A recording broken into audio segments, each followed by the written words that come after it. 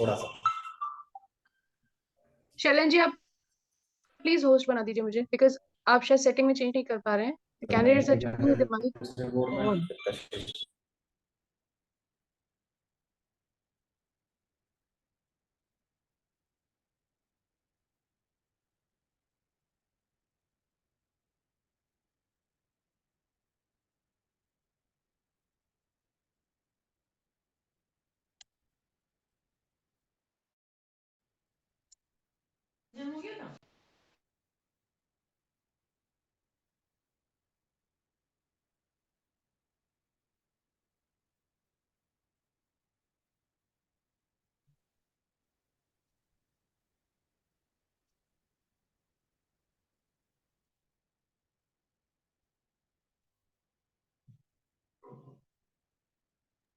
Morning, friends. I would request you to keep your cameras on and mic on muted.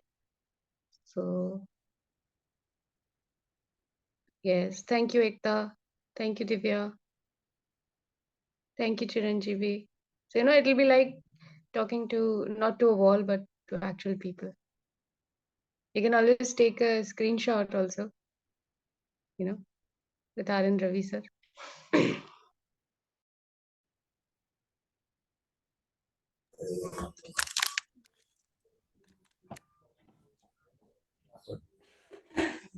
Very good morning to all of you. A few moments we'll be starting. कृति जी, संतोष जी जुड़ेंगे अभी. Santosh ji sir का परिचय करा देंगे, है ना. एक बार देख लेना संतोष जी दिख रहे हैं क्या. हाँ दिख रहे हैं. हाँ ठीक है. भाई साहब एक बार आप बोलने की कोशिश करेंगे. आपकी आवाज भी आ रही है क्या? आवाज आ रही है? हाँ आ रही है भाई साहब, आ रही है. परफेक्ट. चलो ठीक.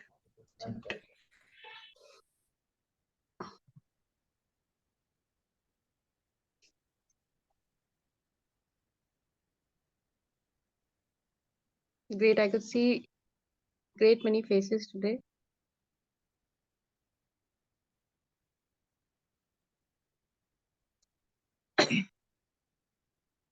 Others also, I would say that whichever way you're joining from, either phone or system, you could put your mic on mute and switch on your camera. Thank you.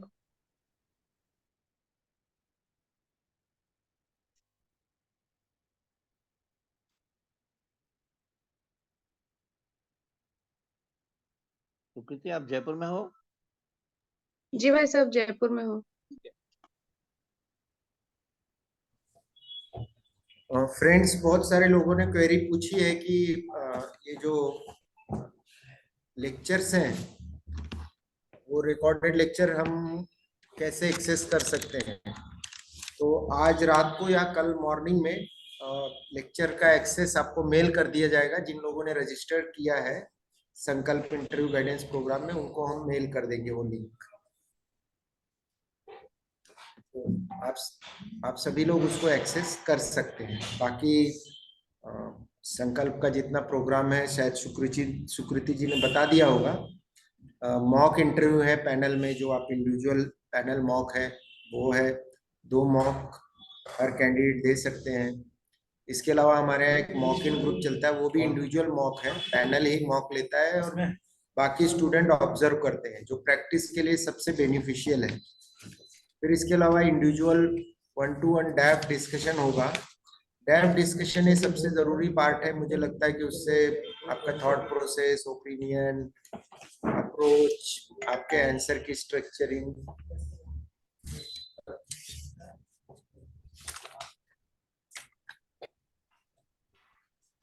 फिर हॉबी का 1-to-1 discussion है.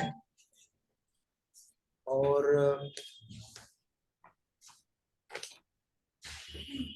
Lectures आप देख ही रहे हैं. Lectures जो हमारे यहाँ हो रहे हैं वो.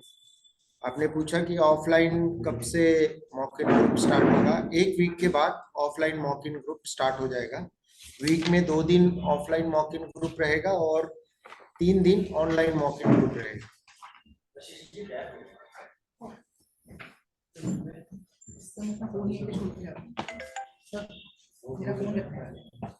मैं एक बार गवर्नर हाउस में कॉल कर लेता हूँ।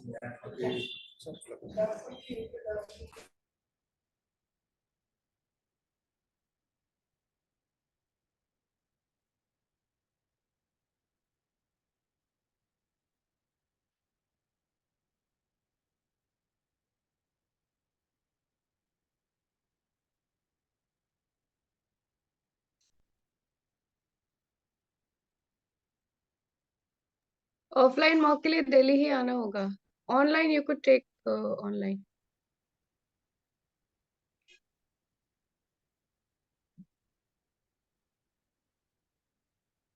Divya ji,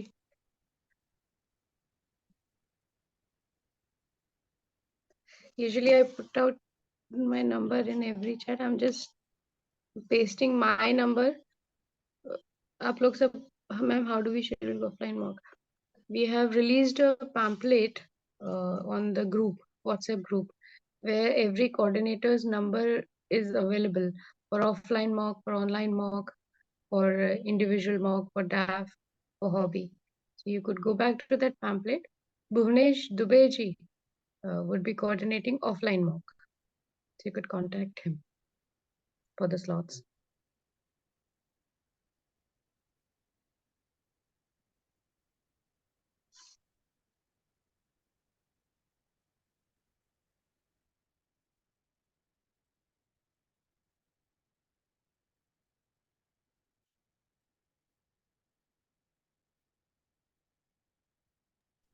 DAF discussion has started.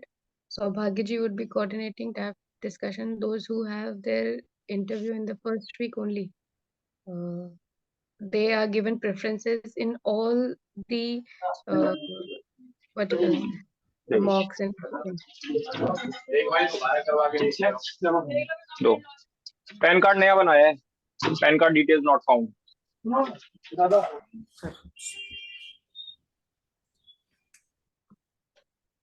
Excuse me, ma'am. So I request everyone, Mahamahi will join us in another 5 minutes. So I request everyone to keep their, check their mic and keep it mute and camera on. Thank you. Raju sir, over to you. धन्यवाद अभिषेक जी, धन्यवाद।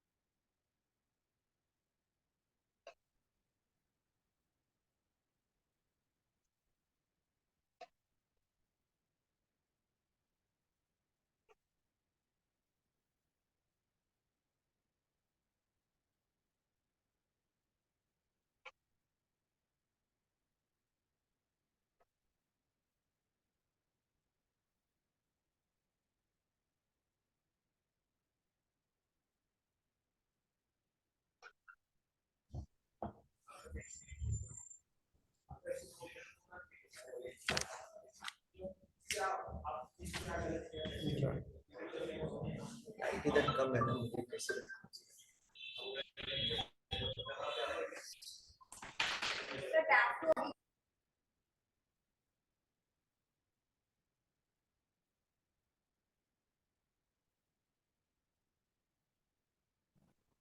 Sir is joining us shortly in another 2 minutes.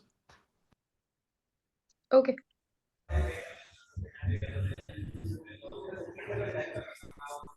Rajesh ji आपके background में बहुत noise है।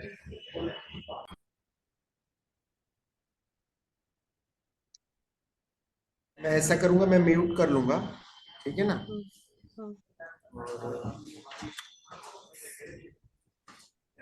संतोष जी जुड़ चुके हैं। हाँ, संतोष जी गुड जुड़ चुके मॉर्निंग, हैं। Good morning Anshul ji sir. भी हैं। Rajesh ji, honourable governor, good morning. Rajesh ji please mute. नमस्कार, honourable governor has Mr. R. N. Ravi. He has joined us. Welcome, sir. Very good morning. It is an honor to have you today at Sankalp. You are the eldest member of Sankalp and you have always blessed us with your time and your knowledge. I would request Santosh ji to please introduce and welcome Honorable Governor of Tamil Nadu, Shri R. N. Ravi ji.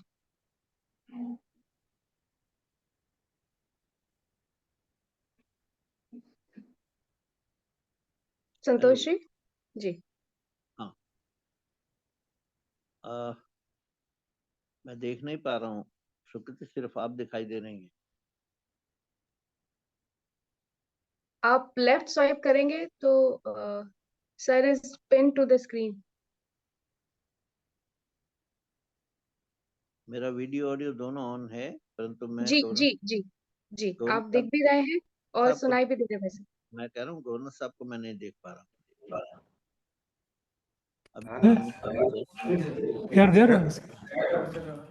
Ravi sir आप कुछ बोले तो संतोष जी को आप दिखाई दे जाएंगे। हाँ हाँ, मैं संतोष जी को देख रहा हूँ। और नमस्कार नमस्कार भाई साहब, नमस्कार जी। तो इस बहाने मैं सिर्फ स्क्रीन पर ही दर्शन करके और आनंद ले लेता हूँ। बहुत बहुत आपका धन्यवाद, बहुत बहुत आपकी कृपा। आप बच्चों के हित के लिए और उनके भविष्य के लिए उनको आशीर्वाद देते हैं और उनका मार्गदर्शन करते हैं। वास्तव में आपका ये जो लेक्चर है ये तो पूरे देश को सुनना चाहिए, क्योंकि राष्ट्रीय सुरक्षा, नेशनल सिक्योरिटी, ये सबके लिए महत्वपूर्ण है। और ये हर बार इनको सौभाग्य मिलता है विद्यार्थियों को, जो भी उस समय उस वर्ष जा रहे होते हैं इंटरव्यू में। तो मैं आप उन सब की ओर से आपका पूर्ण मन से स्वागत करता हूं और आपसे प्रार्थना करता हूं, श्री आर एन रवि जी जो हमारे तमिलनाडु के गवर्नर हैं, इससे पहले IPS केरल कैडर के रहे और उसके बीच में वो जो नेशनल सिक्योरिटी एजेंसीज हैं उन सब के चेयरमैन रहे। और मुझे कहते हुए थोड़ा सा संकोच होता है, परंतु मैं उनको एक आदर्श मार्गदर्शक के रूप में देखता हूँ। विशेष रूप से हमारे जो ये प्रतिभागी हैं जो आगे सिविल सेवा में जाना चाहते हैं, मैं चाहूंगा और उनसे स्पष्ट करना चाहूंगा कि ये एक उनके जीवन की अद्वितीय एक अपॉर्चुनिटी है उनके लिए कि वो आपको सुन पाते हैं, आपसे समझ पाते हैं और अपने जीवन में आगे दिशा निर्धारित करने के लिए आपका आशीर्वाद ले पाते हैं। तो मैं प्रार्थना करता हूँ श्री आर एन रवि जी से कि अपना मार्गदर्शन प्रारंभ करें। आदरणीय संतोष तनेजा जी, अच्छा मेरी आवाज आ रही है? जी बिल्कुल स्पष्ट आ रही है। बहुत था। तो आदरणीय संतोष तनेजा जी और संकल्प परिवार के सारे सदस्य, सारे प्रतिभागी जो इस अभी जुड़े हुए हैं, सबको बहुत बहुत नमस्कार। ये पहले सर्वप्रथम मैं आप सबका जो इंटरव्यू के लिए क्वालिफाई किए हैं सबको मैं कंग्रेचुलेट करूंगा, मेरा हार्दिक अभिनंदन। और ऑफ कोर्स इंटरव्यू में आप सफल हो इसकी शुभेच्छा। देखिए, मैं चाहूंगा कि मैं इस विषय के ऊपर एक उसका एक बैकग्राउंड दे दूं, और उसके बाद अगर मैं चाहूँगा अगर आपके जो प्रश्न होंगे मैं उसको सुलझाने का प्रयास करूँगा. I will try to respond to your questions. So first, I'll give you a broad context of our national security, both internal and external. Broad principle which you should be aware of. And then, of course, we'll come to our question answer session, because I know that you have all been preparing. You have been going through various materials. You have been interacting with various peoples.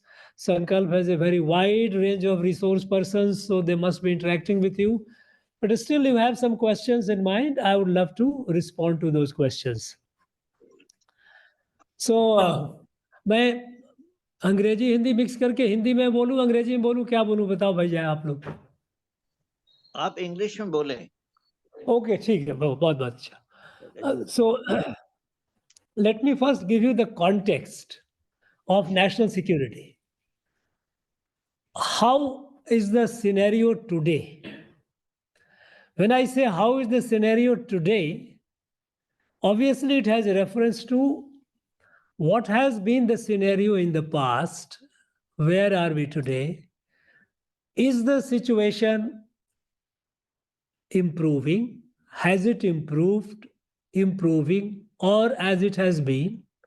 So what is the status of our national security today? Now, friends, if you look at the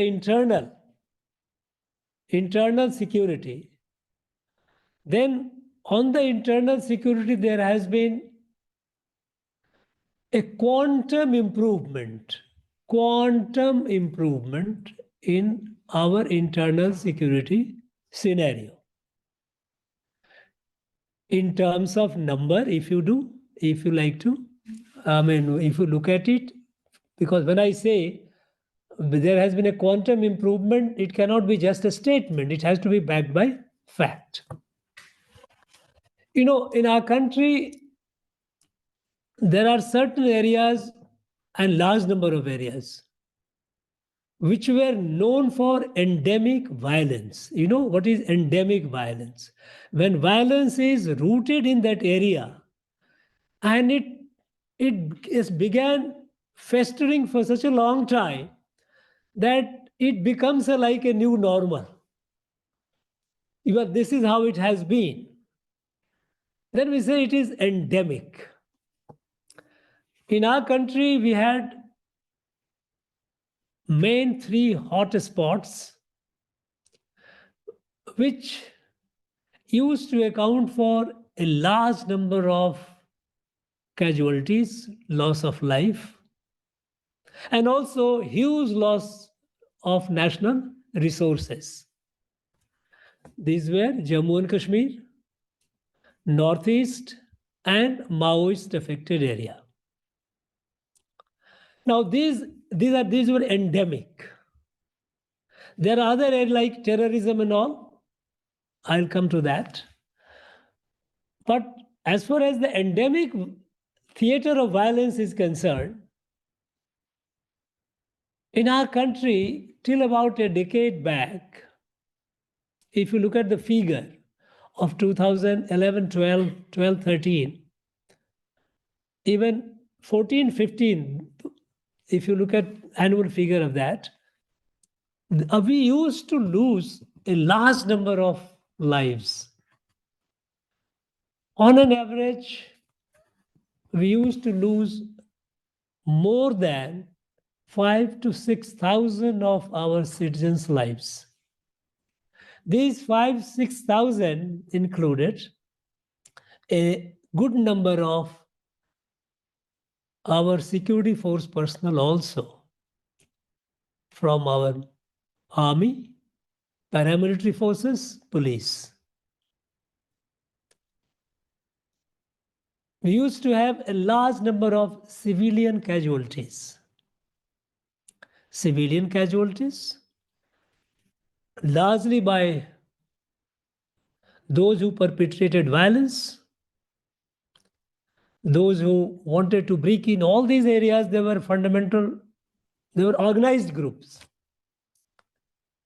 And at times they also used to suffer in cross-firing with the security forces. So civilians were wedged between the two, between the militants, between the terrorists, separatists, and the security forces. So we used to have casualty of security forces, a large number of civilians, and of course, a significant number of militants or terrorist separatists. And the number was to be about nearly 5,000. Today, the number has declined by 74%.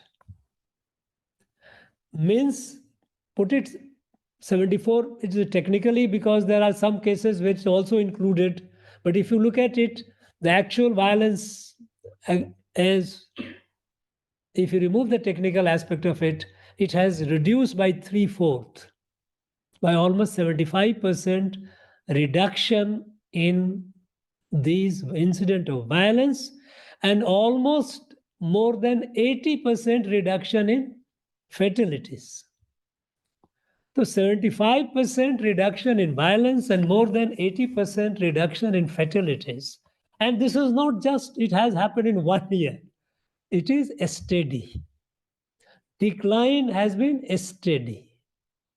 In the past, there were times when there used to be sharp peaks, used to go up. Next year, maybe 6 months, they used to come down slightly. So for 5,000, number would come to 4,000, and we said, okay, there is a reduction.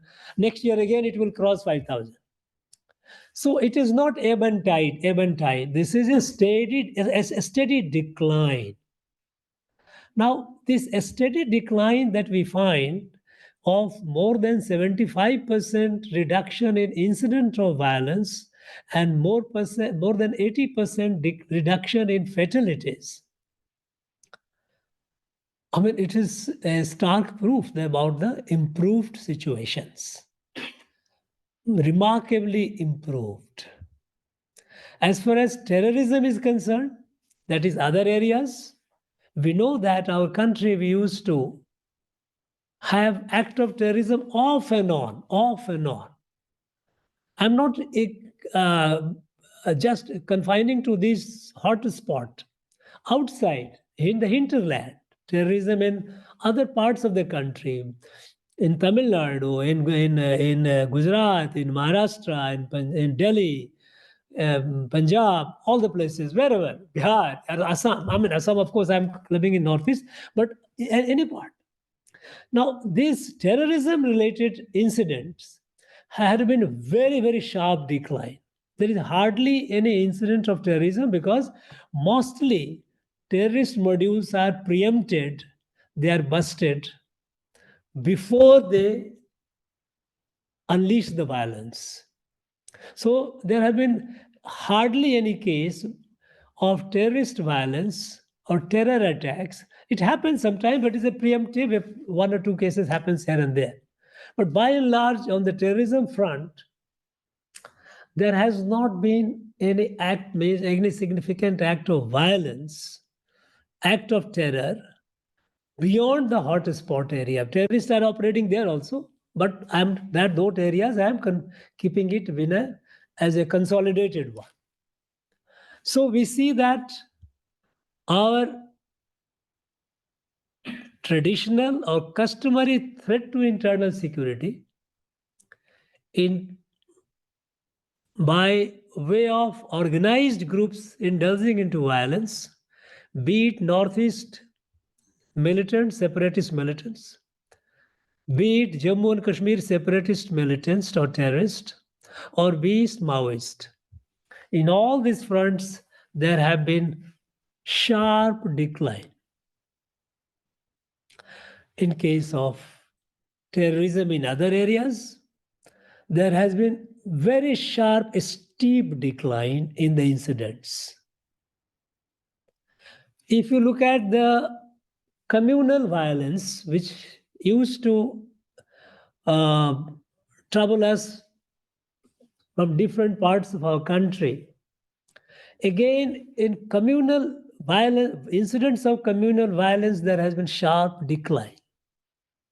So on all the parameters, all the parameters of organized violence, we don't talk national security in terms of number of theft or number of pickpockets and all. Those are conventional crimes that happens in a society that police tackles with it. But these organized groups resorting to violence, there has been a sharp decline. So there is a marked improvement. If you look at the external front, on the external front, whether it is our LOC with Pakistan, LAC with China, because these are the two areas where we have threats to our national security in terms of our territorial integrity. And the fact is that these areas are used by Pakistan and China to perpetrate violence, to capture territory. On these two fronts also, there has been a marked improvement. Marked improvement in terms of India not losing any territory. With Pakistan, there was no question of losing territory, but they used to often indulge in cross-border misadventure, not through their terrorists, infiltrating the terrorists, but also the Pak military, Pak Rangers, they used to be aggressive. They used to maintain aggressive posture along the LOC. You know that the undefined border with Pakistan is called LOC, line of control, and with China we call it LAC, line of actual control. Line of actual control. That is with China, LAC, and with Pakistan we have some parts which are LOC, some part which are called IB, international border, on which as such there is no dispute.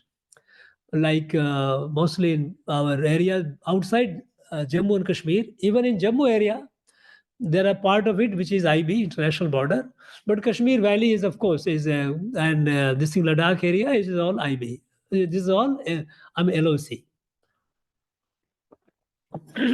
So there has been marked decline in the military posture of Pakistan, which used to be very misadventurous. They used to be very aggressive. They are careful. They have been using mostly proxies. They have been trying to infiltrate, but their own Pak military or Pak Rangers adopting, it used to be very often exchange of fire and all those things they used to do. Now there has been a significant decline in that. As far as China is concerned, again, there has been with China, our concern was loss of territory. Because what Chinese used to do, Chinese PLA, that in different sectors all along, they would intrude into our area and put their post or sub-post. First, they would put some temporary post, and subsequently they will turn it into semi-permanent, permanent, and that is how they used to, what the slicing technology, method, by this incremental way they used to capture our territory. And we used to maintain a very defensive posture. Now that we have stopped, there is no more, we don't allow China to slice any territory, any more territory of ours. And that, of course, results in larger number of face-offs, because earlier when Chinese patrol used to come, we used to avoid confronting them. Now instructions are very clear. Our military is stopping them. They are not allowing. So you will hear more number of face-off. You might be reading in the newspaper that number of face-off has increased. It is happening in Tawang area. It is happening in Ladakh area. These are all because we are preventing their forward movement towards our side. So we have not allowed China to slice any more territory of ours. What they had done before 2014, of course, that the issue which we need to resolve. So on this, both the front, internal and external, I'm not getting into, I will come to other part of it later. There has been a marked improvement in our national security environment, internal as well as external. Now, the next question that comes is that what happened? What is the magic that we find 75% decline in violence, incident of violence, more than 80% decline in fatalities?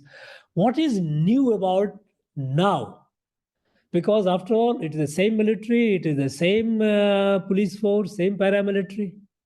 But why is it that we find in all these areas, which used to be known as chronic areas of endemic violence, these areas are now enjoying a fair degree of peace, stability, and prosperity? And here you need to be very conscious of it, because this is something that you need to, because if at all a question, I mean, of course there will be questions, and you must be aware why, what is the reason? Reasons are twofold. One is clarity about the issues. Now, earlier, we suffered from lack of clarity. Let us say Jammu and Kashmir. Jammu and Kashmir, we often used to say, we always said Jammu and Kashmir is an integral part of India. But we allowed Pakistan becoming a stakeholder, as making it appear as if Pakistan has a stake in Jammu and Kashmir, and giving it legitimacy by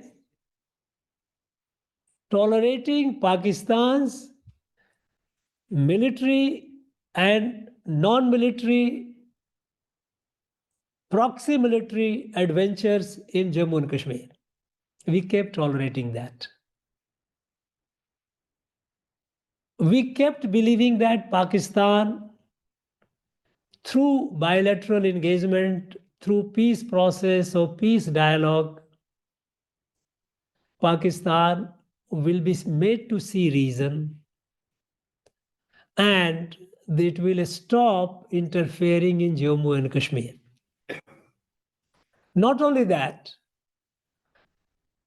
we also almost took an unstated, publicly we did not state, Government of India, but Government of India had, over the decades, had almost given up POK area, hoping that Pakistan may be satisfied with taking a part of Jammu and Kashmir, and so LOC can be frozen as our international border. This was an expectation of governments of India, successive governments of India. So much so that we have stopped talking about POK. We even, during the time of President Musharraf, we almost reached a point where we were going to agree that let LOC be the international border. That is Musharraf formula. But that didn't work. So, on Jammu and Kashmir, we were not sure in our own mind where Jammu and Kashmir really wholly belongs to India, because we had given up practically the POK. In Jammu and Kashmir, should Pakistan be a stakeholder? We allowed them to be a stakeholder. If you say that they are a stakeholder, then obviously Jammu and Kashmir remains a disputed point. That is what Pakistan kept saying, that Jammu and Kashmir is a disputed territory. While we kept telling that it is our integral part of India, we did not display our firm decision or firm will to believe that it is not a disputed. We allowed UN military observer team being present in Kashmir, Srinagar. Why? If it is an integral part of India, then why should we allow even military observer team to be present in Srinagar? So we were ambiguous. We were ambiguous, and we also tried to buy peace with those who were the terrorists. We all know JKLF, which is started the violence in Jammu and Kashmir, Jammu and Kashmir Liberation Front. Our leaders were hosting their leaders, shaking hand with them, trying to tell them that, okay, no, come down. Hurriyat, which had sole agenda to take the whole Kashmir to Pakistan. We kept engaging with Hurriyat. We kept creating interlocutors.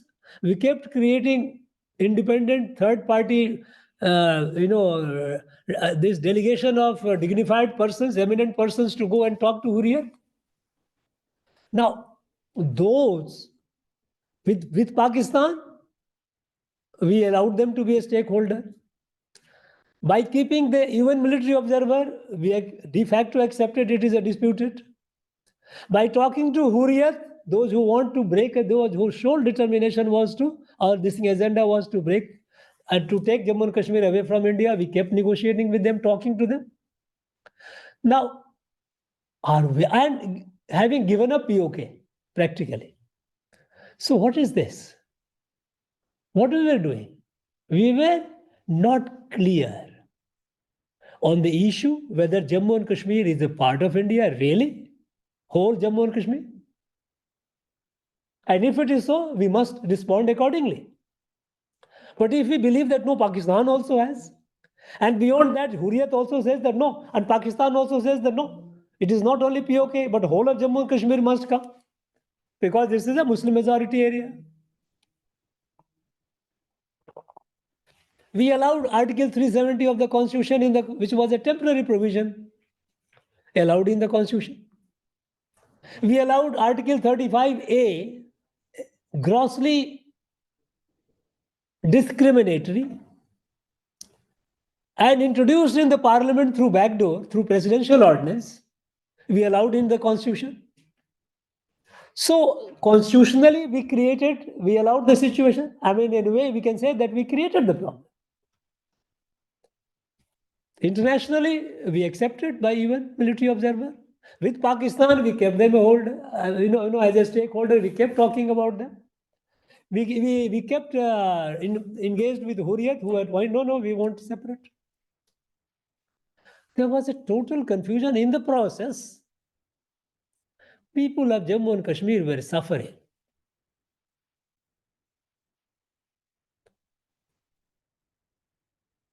Suffering through violence, suffering through discriminatory laws. And we had created an ambiguity that Jammu and Kashmir is not fully a part of India. They had their own constitution, their own flag. An impression was given that no, laws of India, and why? Because it was a fact that any law made by the Parliament of India will not be applicable in Jammu and Kashmir unless Jammu and Kashmir Assembly so adopts. So the whole problem of Jammu and Kashmir was because of our ambiguity over the issue, confusion, lack of clarity. Now, what happened in 2019? On 2019, when Article 370 abolished, 35A abolished, gone. And there were fundamental treatment was done. Refused to Pakistan is not a stakeholder. There is no question of Hurriyat talking to Hurriyat. And those with guns, we will deal with them guns.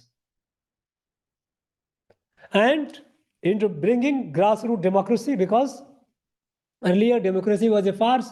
They will often say, India used to rig the elections. That is used to be their complaint. And some people would say that some people, even in our own country, were arguing that Jammu and Kashmir situation became bad because in 1980s election was rigged. What rigged? Every election of Jammu and Kashmir was a rigged election because it was a 2-3 families which were ruling it. Where was democracy in Jammu and Kashmir? Large number of people of Jammu and Kashmir were disenfranchised. A large number of people living in Jammu and Kashmir could vote in the Lok Sabha, but they could not vote in the state, state assembly. And you had created problems. The people who were subject of Jammu and Kashmir, they were people who were citizens of India, but not subject of Jammu and Kashmir. Whole lot of confusion. And that confusion allowed the situation of Jammu and Kashmir to fester. In 2019, with abolition of 370, abolition of 35A, constitutional wrong was corrected. We made it very clear that no, the whole of Jammu and Kashmir is a part of India. It's not just, there's no question of giving her POK. It is part and we will get it. There is a clarity. Not only that, even before 2019, when China came up with their international whole campaign, One Belt, One Road initiative in 2016, and the whole world was gaga over it. Chinese were showing a lot of money that we will invest in countries for their infrastructure development. It was India which rejected it and did not participate in it. And what was the ground? That Gilgit-Baltistan, which is a part of India, part of actually Jammu and Kashmir state, China was building CPEC, China-Pakistan Economic Corridor. Their China OBOR, or One Belt, One Road initiative, the flagship project was CPEC, China-Pakistan Economic Corridor. And that China-Pakistan Economic Corridor, they began building it through Gilgit-Baltistan. We say no. Your OBOR is infringing on or does not respect our national sovereignty and territorial integrity. So on that ground, we rejected it. Again, it was Jammu and Kashmir. We made it clear that Gilgit-Baltistan was a part of India, and we asserted that claim that against many persuasions from within country and outside, we rejected OBOR of China. Because we made it clear, no, Jammu and Kashmir, in totality, including Gilgit-Baltistan, is a part of India, with clarity. And then other measures like, of course, turning into union territory and taking development measures, security measures, confronting the security issues, and taking democracy to the grassroots, panchayat elections. Then disenfranchised people, like there are large number of people. Kashmir is not Srinagar. Kashmir is not just a valley around. Kashmir is much larger. There are a lot of people dwelling in the mountains, in the hills. Their status was undefined. There were a lot of minorities, small groups living in this Gurez Valley and other areas. Nobody bothered about them. They all became a genuine stakeholder, a partner in the governance of Jammu and Kashmir. So taking democracy to the grassroots, with a clarity, removing Pakistan, there is no question of dialogue with Pakistan. No, not at all. And asking these UN military observers to pack off and leave. There is no more UN military observer in Jammu and Kashmir. We took with clarity. We were not ambiguous. And that now today, Jammu and Kashmir is a story of peace and development. If last number, this year, coming about this year, the tourists visited far exceeded any year since independence. And of course, before independence, there was no question of so much of tourism. So in history, for the first time, we had such a large number of tourists visited, and everyone goes, enjoys, and come. A sporadic one or two incident here and there, it happens, they are dealing with it. Our military is capable of dealing with it. Our security forces are capable of dealing with it. So Jammu and Kashmir, normalized, near normalized. It is moving. It has been a very long festering. It takes some time, but by and large. Now we are very clear that even the migrants, those from Kashmir Valley, Pandits, people talked about it, did nothing about it. Now measures are being taken for their properties have already been secured. By the way, some people would say that, okay, how come these Pandits have not been rehabilitated back as yet? Yes, they will be. But first thing which was done is their properties were surveyed, and which was under illegal occupation by the others, those who were there, either by terrorists or their well-wishers. Those properties have been secured and restored to them. So efforts are on, positive result is coming, and we find Jammu and Kashmir becoming a normal state and participating in the story of new India with zeal and vigor. Come to Northeast. Northeast, what was the problem? At the time of independence, there was no problem in Northeast. The whole Northeast was very peaceful. And within 10 years, some violence has started in Naga area, Naga Hills. Then the violence has spread in Manipur areas. Then the violence has spread in Assam and Tripura and all these whole of Naga. And what was the violence about? The violence was about, because each, there are so many ethnic communities there, countless number of them. Each community has started saying that no, we will not live with, either we will not live with India or we will not live with each other. We all want a separate homeland.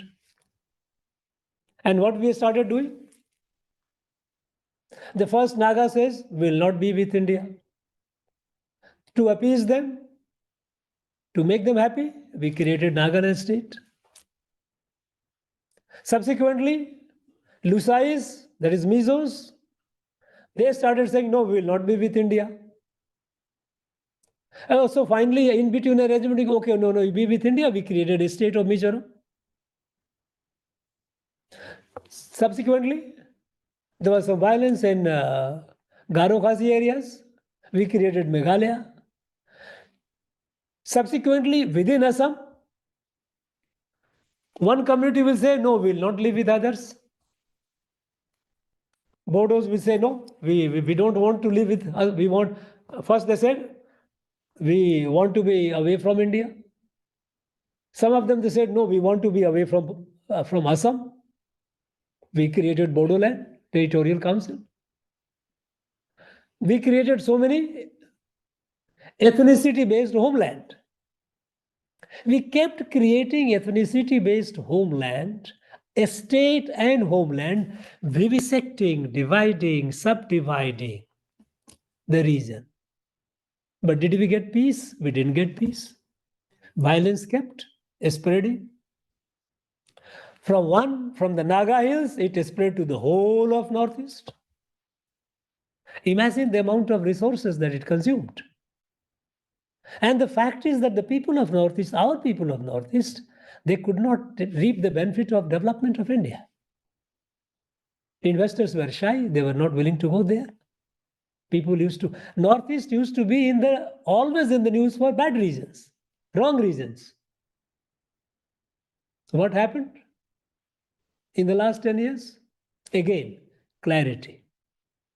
Clarity number one, India is a plural democracy. There is no room for identity-based, ethnicity-based homeland. We all live together as family.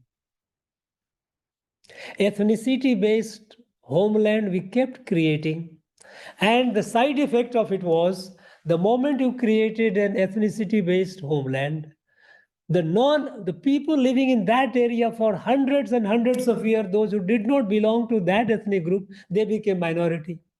They started suffering because the treatment meted out to them was discriminatory. So for some time they will remain quiet, and subsequently they started picking up weapon and started fighting. We also want a separate homeland. So first a large group gets, another one, within that some larger group again they start fighting. They get another autonomous council or something. Then fighting, this continues, it became an endless process. And we kept buying peace by encouraging people, you come and talk. Let us give up violence. We will talk unconditionally. And what is the meaning of unconditional talk? Means whatever you say, we will listen. And we will talk. How can it be? Is the Constitution of India sacred or not? Is the territorial integrity of India is sacred or not? Is it negotiable? Is India a plural state or not? It is plural state. India is known for its diversity, and that is our strength. This is our beauty. Now, if we start functioning or responding in a way that diversity becomes a problem, then you will start dividing, subdividing, like amoeba, you start breaking. There's no end to it. So we took a decision. No. There is no question of ethnic homeland. No more. Zero. No ethnicity-based homeland, number one. Number two, zero tolerance to violence, terrorism, violence. And that is why in last 10 years, we did not negotiate, political issue, we did not negotiate with any armed group. They have surrendered, they have given up arms, their grievances, whatever is the legitimate, are being addressed, or have addressed. You are welcome. If you have not committed any heinous crime and you are willing to come home, like a prodigal son or daughter, you hand over weapon, say sorry. If you have committed a crime, you will face the consequence. There is no mercy on that. Law will take its course. But there are a large number of cadres, those who had not committed, they are a part of the group, and now they want to come back. Okay, you come. Say sorry, give up weapons, and be. We did not, in the last 10 years, we did not negotiate on any political issue with any armed group in the entire region. In the whole country, put it this way, even with the Maoists, we actually didn't do it. But in the Northeast, I'm talking, so with the context of Northeast. So, zero tolerance to violence as a political resource? No. Zero tolerance to ethnicity-based homeland? Clear. Development. Huge thrust on development. Building, infrastructure, highways, digital infrastructure, take the digital connectivity to the remotest area, building new airports, expanding the existing airports.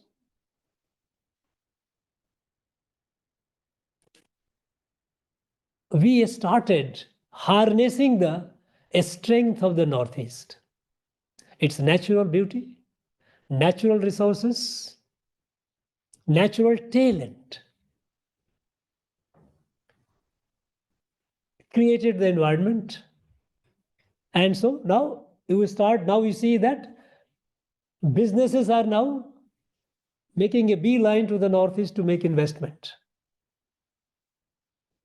So Northeast became a positive story, a story of growth and development. In fact, in almost 80% of the areas, Armed Forces Special Power Act has been removed. In fact, some areas it is the state government for their own reason are keeping it. Government of India has actually removed this. Look at this improvement. And this improvement has happened with clarity. Clarity is no question of any negotiation on anyone talking about questioning the territorial integrity of India. Anyone says cede away from India, zero tolerance. Anyone who says I'm particular community, I must have a separate homeland, zero tolerance. No. We are a plural society. We must live together as equal citizens. Genuine grievances must be addressed. And that is what Prime Minister talks about, sabka saath, sabka vikas. Sabka prayas. All-inclusive growth will happen. There is no question of any favored treatment or based on community, ethnicity. No, it's not there. And huge thrust on development. Now Northeast has become a story of growth. You come to the Maoist area. Again, there was a time when we used to talk about Maoist Red Corridor. Even you will find in the old text, which you might be reading, there is a red corridor from whole central India, it goes up to Nepal. We had a prime minister in UPA 2 times who said, Maoists, they constitute the largest, the gravest internal security threat to the country. Where are they now? Just in a few pockets here and there. A few pockets. There was a time when they had spread over to more than 200 districts. Today they are in single digit district in a few pockets. Because earlier we used to have ambivalent approach. People say, oh, it is because of some people, our own people used to argue. People in the academia, people in the politics, people in the administration used to argue. Oh, these people, tribals are poor people, their lands have been taken away, they are deprived, there is no development. And so this is anger, frustration. When you listen, it sounds logical argument. But who was the main enemy of development? Maoist. They did not allow any road to be built. They did not allow hospitals to be built. They did not allow schools to be built. They did not allow telephone lines or electricity lines to be taken to their area. No work used to take place. Work used to be awarded, contractor would not come.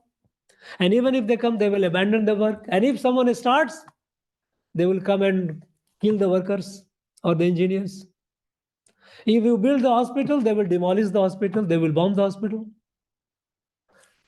It was so. And on the sideline of it, somebody will say, okay, let us also talk to them. Talk to them, they are our people. They have lost way. We must talk to them. We must bring peace. They are our people, agreed. But if a cell of your body, if a cell in your body turns carcinogenic, you cannot say it is your cell, but you need to do radiotherapy. You cannot allow it to grow and you cannot nurse it. Now, we needed to tell them even at that point of time that if somebody who is a professor in this university and coming up writing with big thesis saying that they have a right to protest and protest with violence, legitimizing those violence and all being taken as freedom of expression. Hey, my dear friend, Maoists do not believe in parliamentary democracy. They do not believe in constitution. They want to throw this away through violence. Ideologically, they are 180-degree opposed to constitutional democracy and parliamentary democracy. They want their so-called Maoist and communist ideology of rule of the dictatorship of the proletariat. So instead of realizing the fact that these guys are waging war against the Indian state to overthrow the constitutionally established government and constitution and parliament of India, we changed the focus or people in the academia, those who were their patrons, and they used to be garlanded in the event, they glorified them. And who was the victim? Victim were the poor tribals people, because they were the one who were dying. They were the one who didn't have access to education, access to any of the modern amenities of life. What happened now? Yes, no. While Maoists, those who are operating in jungle, we will deal with them. But they are urban collaborators sitting in cities and academia. They also will be dealt with. No question of talking to anyone who believes in using violence as a political resource to overthrow the government. No. Violence as a political resource is not acceptable in India. We don't accept it. Zero tolerance. And we began with our development works. Today, they are shrunk to just a few single-digit districts. We know part of Chhattisgarh, Gadchiroli of Maharashtra, adjoining part of Odisha, some pockets, even in Jharkhand, some pockets, but they're all dying out. A large part of the area which used to be in the grip of underdevelopment or no development, underdevelopment is a kind of euphemism. Those areas are now growing, are now developing. Again, there is a clarity. No, with Maoists, we cannot have any peace because they do not believe in constitutional democracy. They do not believe in parliamentary democracy. So, and they use violence to overthrow the constitutional established government. So naturally, we has to be.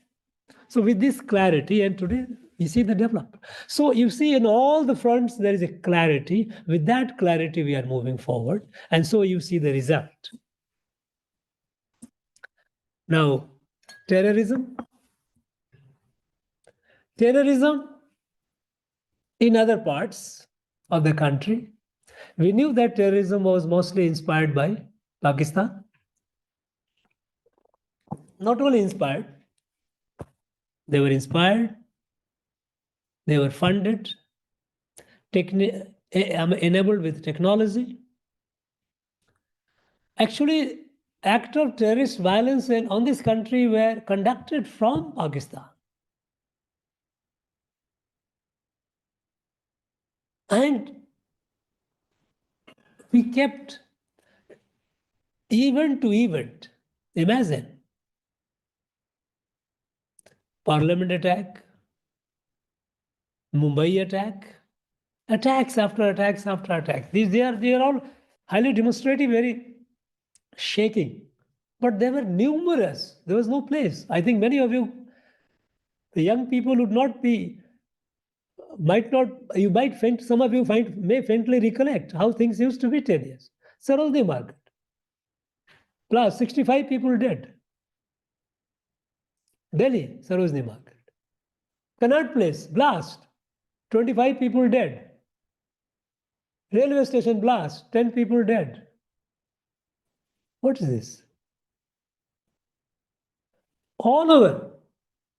And we used to just keep licking our wounds and trying to, we used to use some statement and that's all. Perpetrator of terrorist violence, they did not pay any cost. So terrorism for Pakistan became a low-cost option to destabilize or bleed India. Because for them, after all, organizing a terrorist attack, what is the cost? Nothing. Look at the Mumbai attack. What was the cost? 10 chaps. They used them like cannon fodder. Okay, they are all disposable.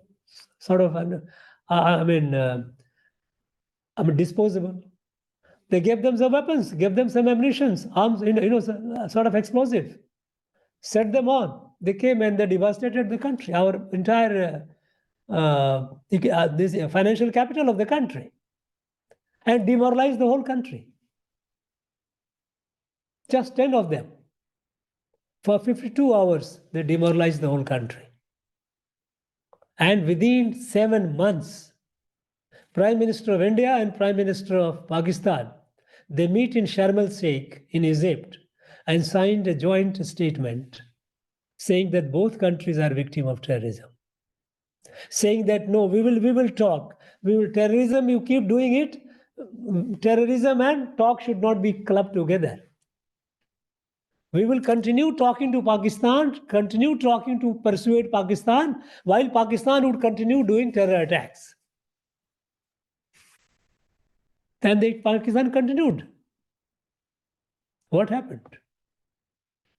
After Pulwama, a very clear message was given, it will have a cost. Through surgical strike and through air strike.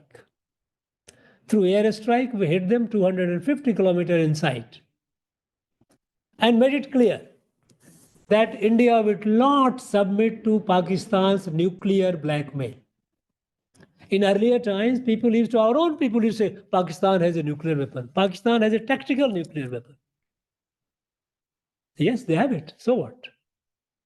If they have wished to die, we can't help it. But we can't allow them to, blackmail us. So we made it clear that terrorism will have a cost, and cost will be heavy. And now we find there is marked improvement on the act of terrorism in our country. In general, as far as the communal violence and organized such violence is concerned, mass peasant movement and all these to happen, they all have been significantly reduced and addressed primarily because an all-inclusive, remember, mark this word, all-inclusive development policy of the central government of the Prime Minister. When say Sabka Saath, Sabka Vikas, it is not a slogan. All the central government schemes, they are meant for beneficiaries cutting across political line or class. Whether a particular state is ruled by a political dispensation which is aligned with central political dispensation or not, immaterial. There is no distinction among the citizens of this country. Let us say Ayushman Bharat, like health, access to health. Every eligible family has access to health care. There is this Ayushman Bharat, 5 lakh insurance coverage. I mean, not actually, we could not call it insurance, but it's treatment cost. There is a fundamental difference between the two. Okay, so everyone is covered. All the schemes, whether it is access to drinking water, whether it is building homes for the homeless, whether it is access to cooking gas, there is no discrimination. Even PM Kisan Nidhi, whether the farmer is of this estate or that estate, no, each one. And through the digital revolution that we did, and the digital connectivity with the world acknowledges as the greatest marvel of the 21st century. India's digital infrastructure is the greatest marvel of the 21st century. Such a large country, so digitally well connected, direct benefit transfer, no middleman, no pilferage, it goes. There were, earlier model of development was Darwinian model.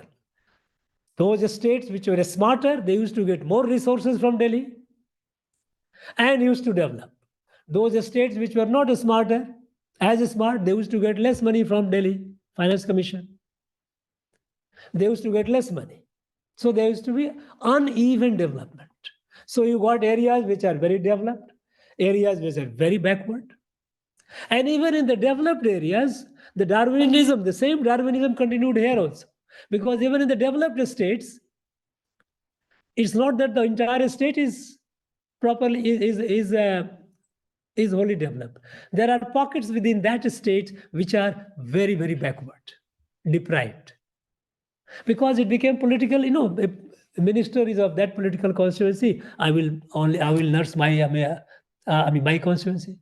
The fund will be allocated there. As far as building hospitals, building schools, building roads. So development model was so uneven that there was a regional imbalance, and within the region there was sub-regional imbalances. So what Prime Minister did, what Government of India did, they created what they called aspirational district. You all must have heard of it. Aspirational district. Initially 120 of them were identified, now it's about 112 if I'm correct. So these aspirational districts are spread all over the country. Even among the developed states, they are there because in those states, these are pockets of underdevelopment. So to see that the entire country develops in an inclusive manner, identifying the underdeveloped or undeveloped districts, giving extra resources, monitoring the special schemes, and seeing, we saw that those districts also come up, so that it is an even development.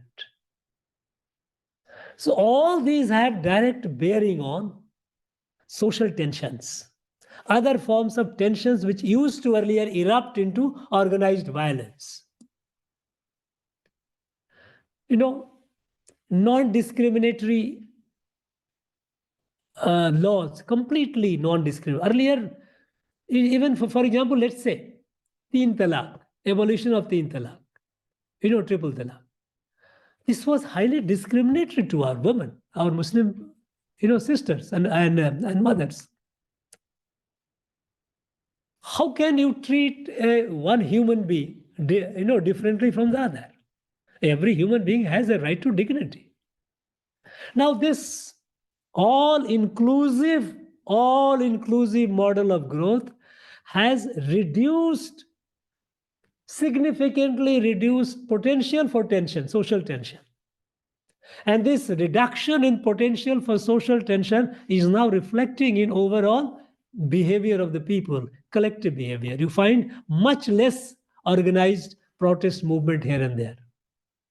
Political protest that happens peacefully is okay. There's a part of democracy. But there is no organized violence. There are very few.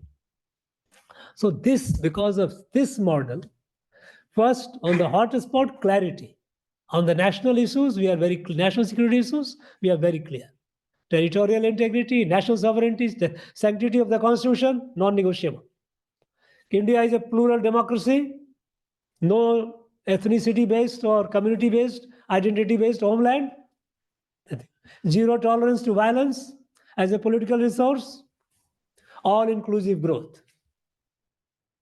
All these have put together have created an environment where we find 75% decline in incident, over 80% decline in fatalities.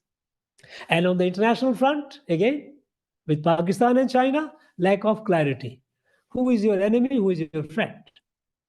Pakistan, is it our enemy or a friend? Earlier we were confused. Hurriyat, is it enemy or friend? No. Pakistan is an enemy. We deal with them as enemy.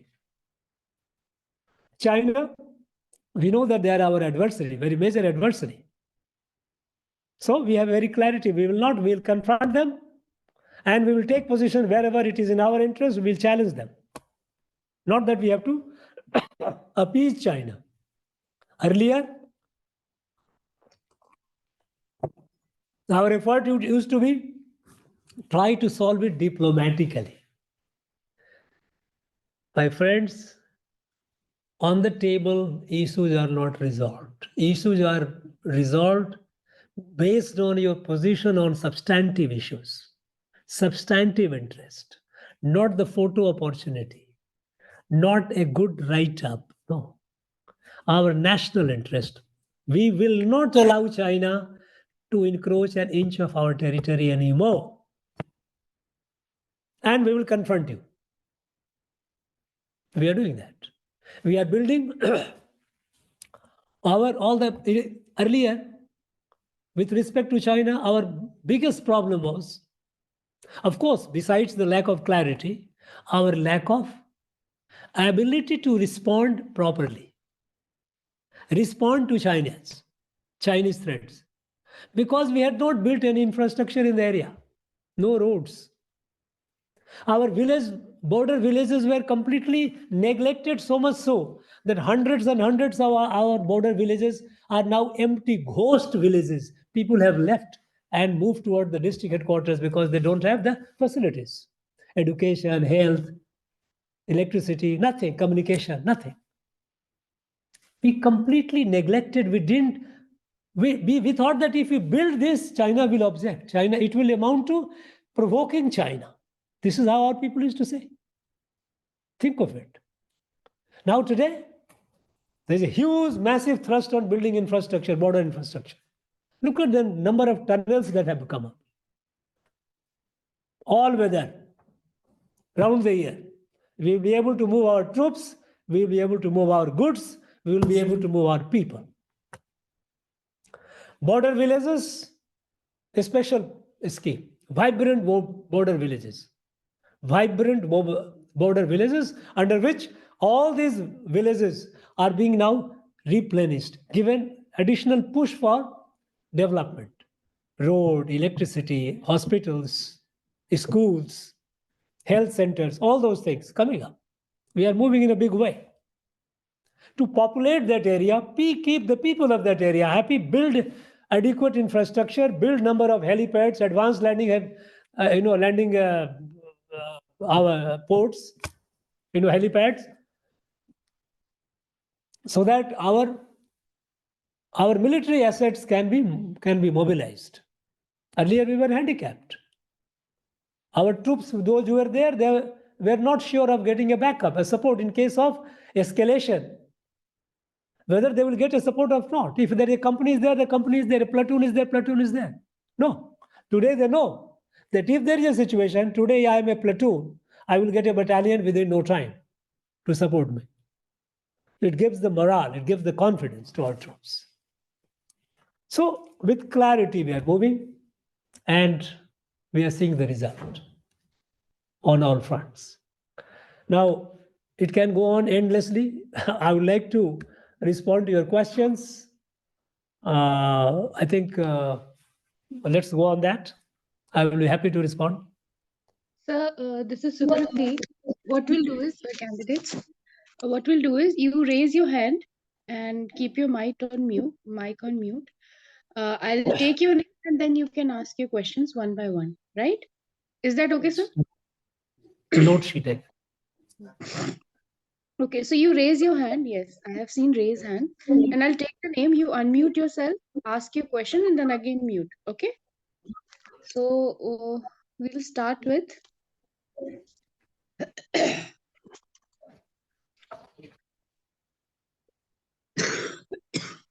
Note sheeting. Yeah. Akash Agrawal, please ask your question.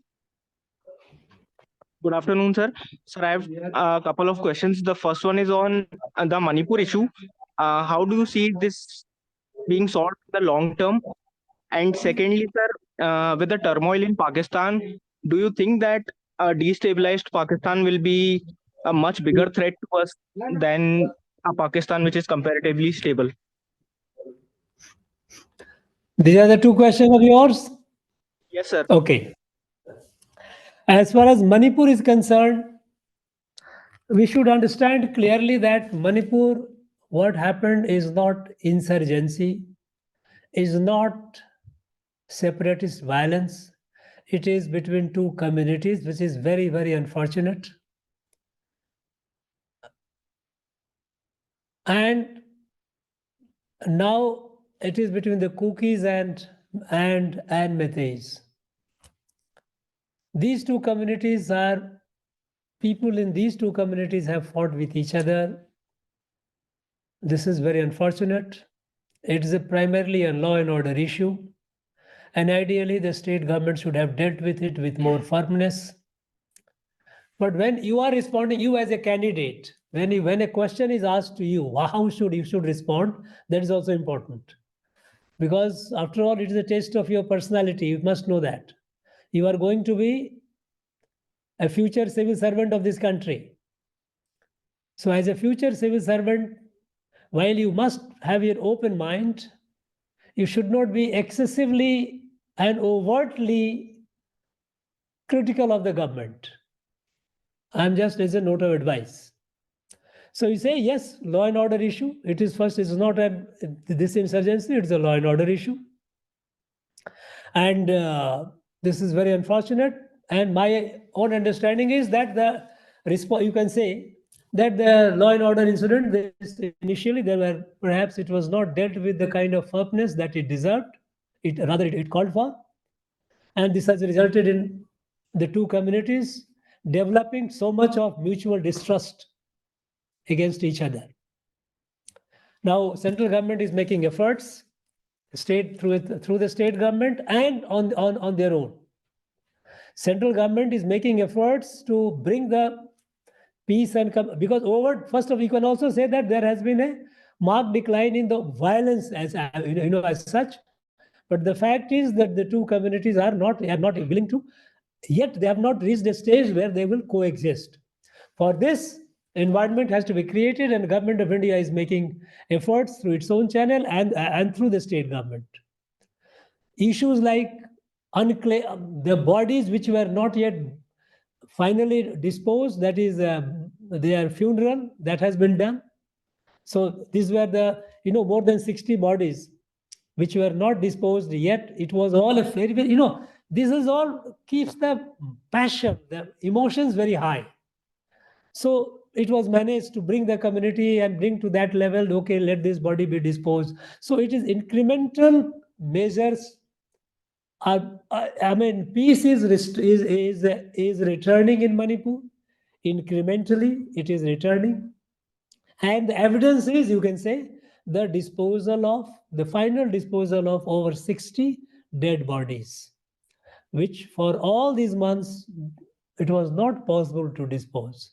Finally, they have come down. It all shows the lowering down of temperature. It is being done. And in coming days and months, I'm sure Government of India, through its own or with the state government, they will be able to bring it down. Don't let your personal likes and dislikes start, sharing there. No, this is how it should be. You must appear as a cool and balanced person. And your response, what I told you, that in Manipur, what has happened is not an insurgency, but is a serious law and order situation. And you are fair, you are absolutely fair. You must say that my assessment, initial response of the government, the state government, was less than adequate, which situation allowed to flare up.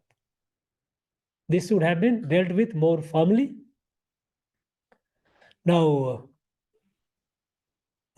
by the time the Union Home Minister visited and tried to pacify, the things had already gone beyond control. Now, the good news is that for last quite some time, the violence has come down significantly. Sporadic incidents happen, but it has come down significantly. And relief camps are the people are being brought to the places wherever they could be rehabilitated. And one thing which you can mention about is that final disposal of the over 60 dead bodies, which community has agreed. So the fact that the community agreeing to their final rites and rituals, which have been done successfully, it's a mark of that peace is returning. It has to come incrementally, and it will come. And I'm sure the Government of India, on its own initiative, and with the government and with the state government, they will be able to bring the situation under control. And I think the Manipur will become normal. That is, you must reflect optimism. There is no question. You are not here to share and spread your despair. You have to. That is what on the Manipur. On the Pakistan, your question that a destabilized Pakistan is not at all a threat to India. This was a problem which earlier used to say. It is an old school of thought. Old school of thought, people used to say, old school of thought I'm talking about in our own country, even in the security establishment. People used to say that Pakistan is not a full state. There are army, civil, military. Then you have terrorists. Some are under control. These are all nonsense.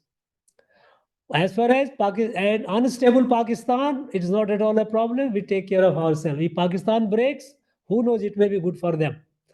So a destabilized Pakistan is not at all a threat to India.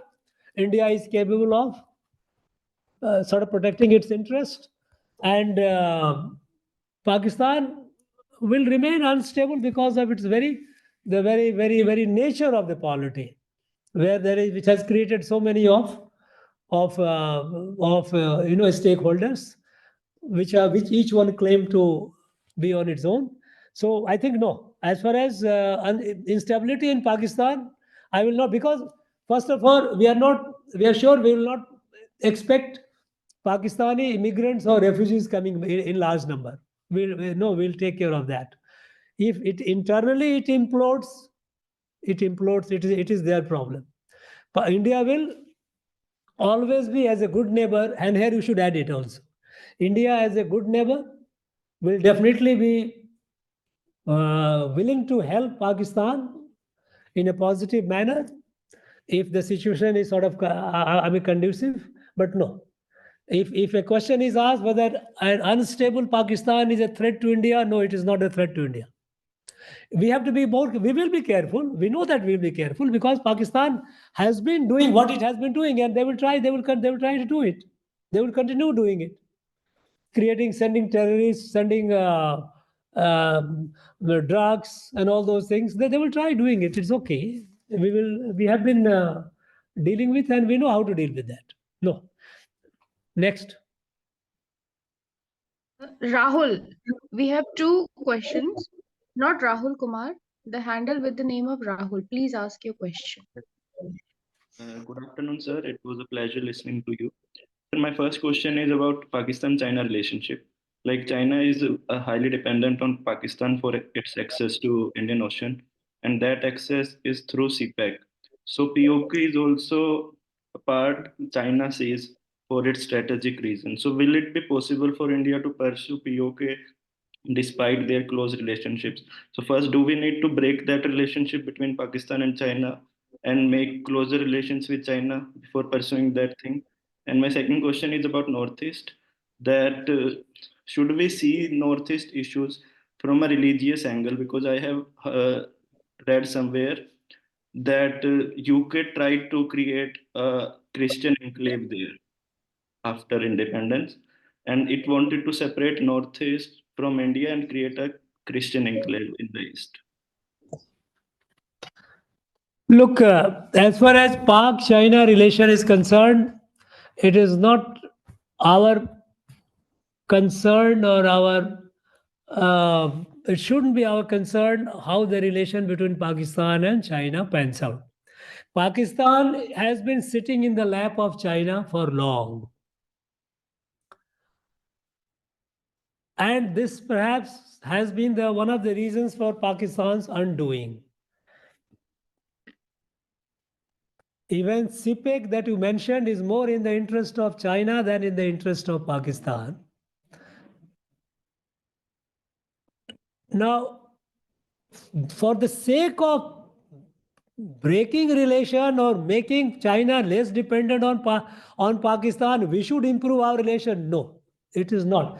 But again, to all of you, all the students, all the candidates, those who are connected, you must have a clarity on our present foreign policy. We must have, because all the literature that is about 7-8 years old are irrelevant. All the books that you have read in the past, which have been written about 7-8 years back, they are not relevant today. Our foreign policy is very clear, and this clarity must be in each of your mind. Today's India's foreign policy is driven by the sole purpose. The main concern is India's national interest. Not any ideology of non-alignment or this alignment or that alignment. India's national interest, and with that national interest, we engage with every country possible. And while we engage with that country, we take into account the overall global situation, how it is going to impact on our relation between the two countries. Now, as far as, I think this point must be very, very clear in your mind, that India's foreign policy today is driven primarily by India's national interest. And that is why when Prime Minister says India first is the sole mantra of our foreign policy also. And with this policy, we engage with every country in the world. Our nature of engagement depends to what extent it serves our interest. And of course, that country will also see to what extent it serves their interest. So, mutual interest of the two countries. And while we deal with our mutual interest, we cannot totally disregard the overall regional or global situation, because after all, we are not living in a vacuum. So we factor that also, try to balance that. But primarily our interest, the mutual interest, the India's interest, and the country with which we are engaging. That's all. As far as our relation with China is concerned, let us not have any illusion or any doubt. We should not be starry-eyed. China looks at India as a potential rival, as a threat to its rise. And rightly so, because India is the only country, and the world also acknowledges, which has the capacity to challenge China in its hegemonic rise. So China, to say that we can improve our relation with China, improve means what? Our trade is improving. Our trade has gone up much more than what it was previous year. Of course, we have got a very significant balance of trade issue. We are selling less than we are buying. But this is a conscious decision. We'll try to, we need those cheap things and we are buying. But we are also putting a stop here and there. We have to take into consideration our present situation, what we need. And if we need those things which are cheaper from China, we will get it. We'll buy it. That doesn't mean that China is our friend. We deal with, or as far as issues by issues. So China will continue to view India as a major rival which will challenge its hegemonic rise. So China, any amount of our attempt to please China, because first of all, you must realize it. Appeasement policy, we don't do it within the country, we don't do it outside the country. There is no question of appeasement. Even with the United States of America, we have a very good relation, but there are issues which we completely differ on them. We just don't agree. And we hold it. We have a sovereign right to have our own independent foreign policy. And we are capable of it because we have a clarity now. So China, we must be clear about, China will remain a problem for us in foreseeable future. We don't expect that things to improve anytime soon. Meanwhile, we will keep engaging with them sector to sector basis. On trade, yes, it is happening. In some other areas, if there is a scope for collaboration, we'll collaborate. But keeping in mind our national interest, not Pakistan. Pakistan is not. We do not engage with any country keeping in mind some other country. These are old thinking, cheap thinking, poor thinking, or rather bankrupt thinking. We don't do that. We have a clarity. As far as the Northeast is concerned, UK, what you were told about the UK story is an old story. It's no longer valid. At that point of time, UK, when they were moving out of this country, they had this nostalgia of holding on to it. They had a notion of a crown colony. And they did their best to see that trouble continues brewing in that India. They played a very significant role, but no longer. Today, they are not a factor in the Northeast. So we don't see any problem in the Northeast today coming from UK or yes, we do see a problem, which we are conscious of, which can come from China. Because China is the one country which has been trying to create this water troubled and fish in it. Because they believe that they will try to bleed India through multiple wounds wherever possible. And so they will try to again encourage, they have been encouraging, right from the 60s, they have been giving materials, weapons, training to our Northeast insurgents. Today they are doing with very, very carefully, very denial. Because they know that if they are exposed, it will have a cost. Because China would not like to behave today in a manner that it behaved 20 years back. But given an opportunity, they would like to foment trouble in the Northeast, to which we are conscious, we are aware. And that is why our relation with Burma is also very, very important.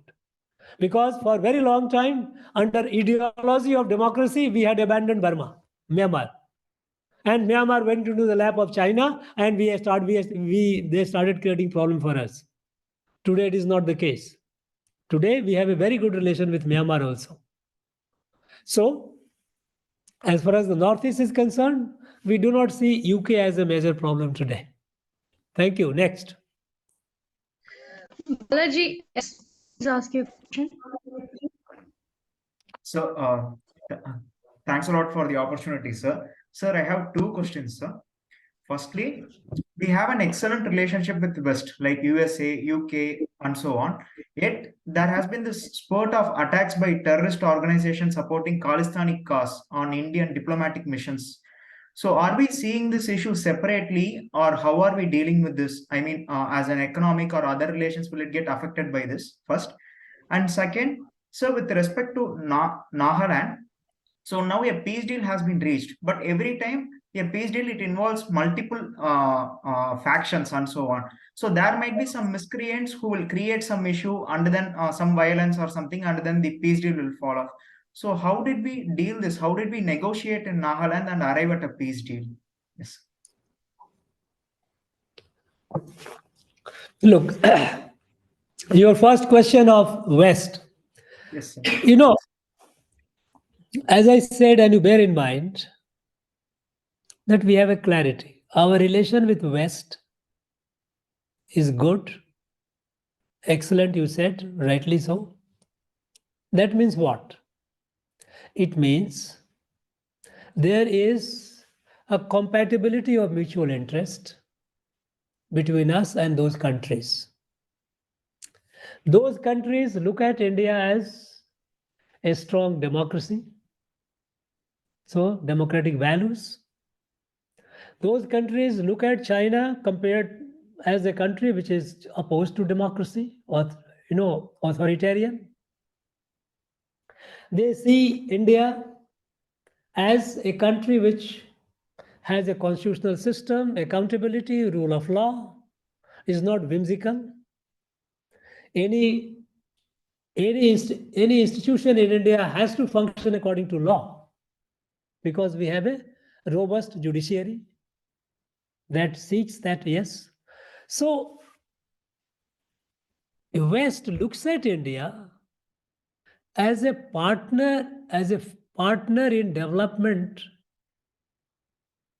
to build a future, a stable future, which should be democratic, which should be based on rule of law. And India has other resources like talent, of course. And today, why today in West is more clear, I should say clearer in dealing with India, because India also is clear. Today, India, unlike in the past, is not a marginal player in international affairs.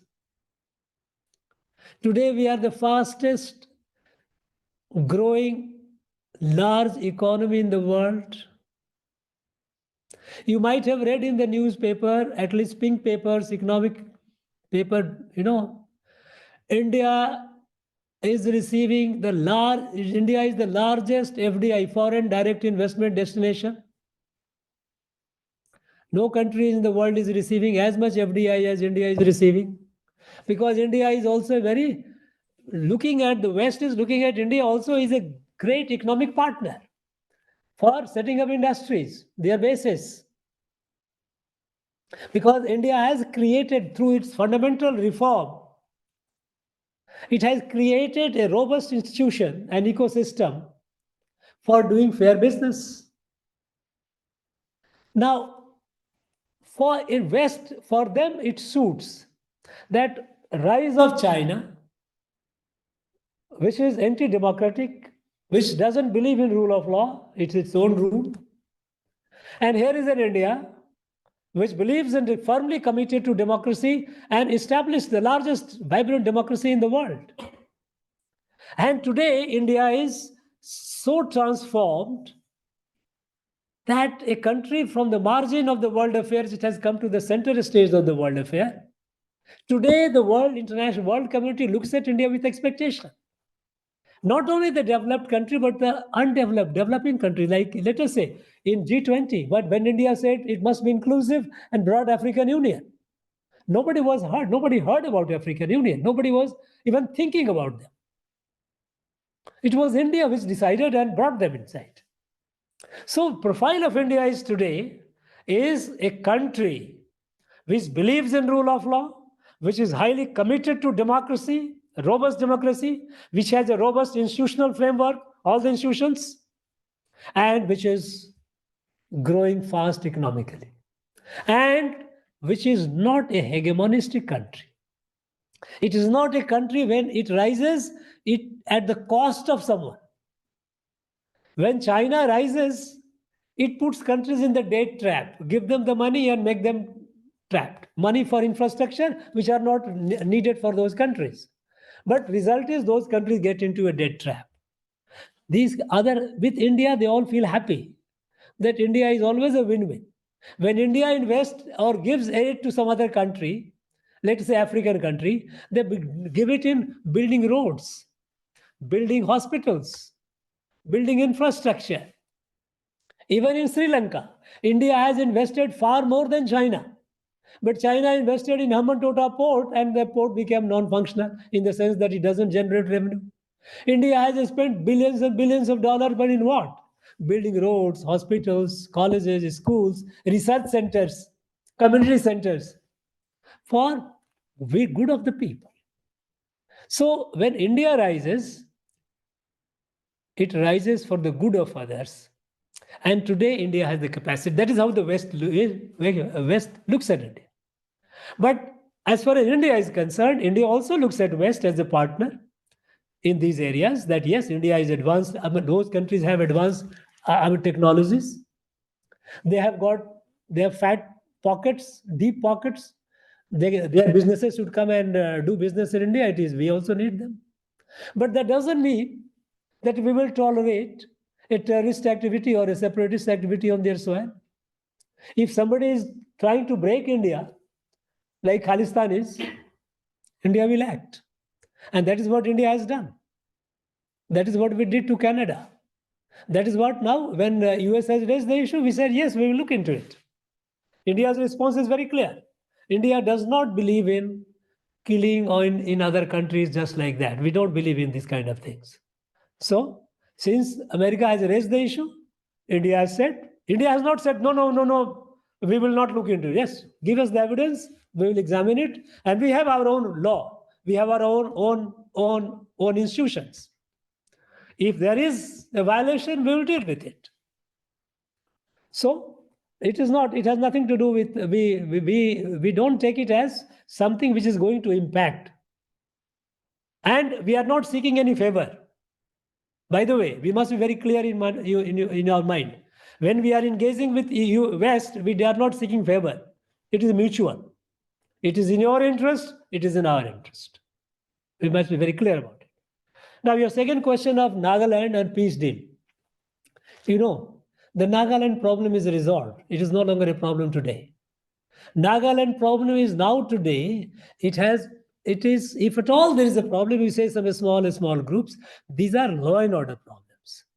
Nagaland problem was essentially a political problem at the beginning, because they had said, no, they will not be in India, they will separate from India.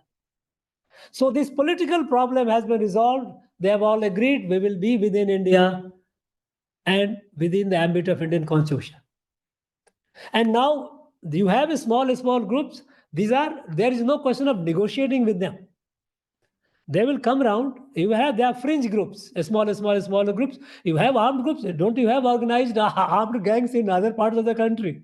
You have. So you have various craft.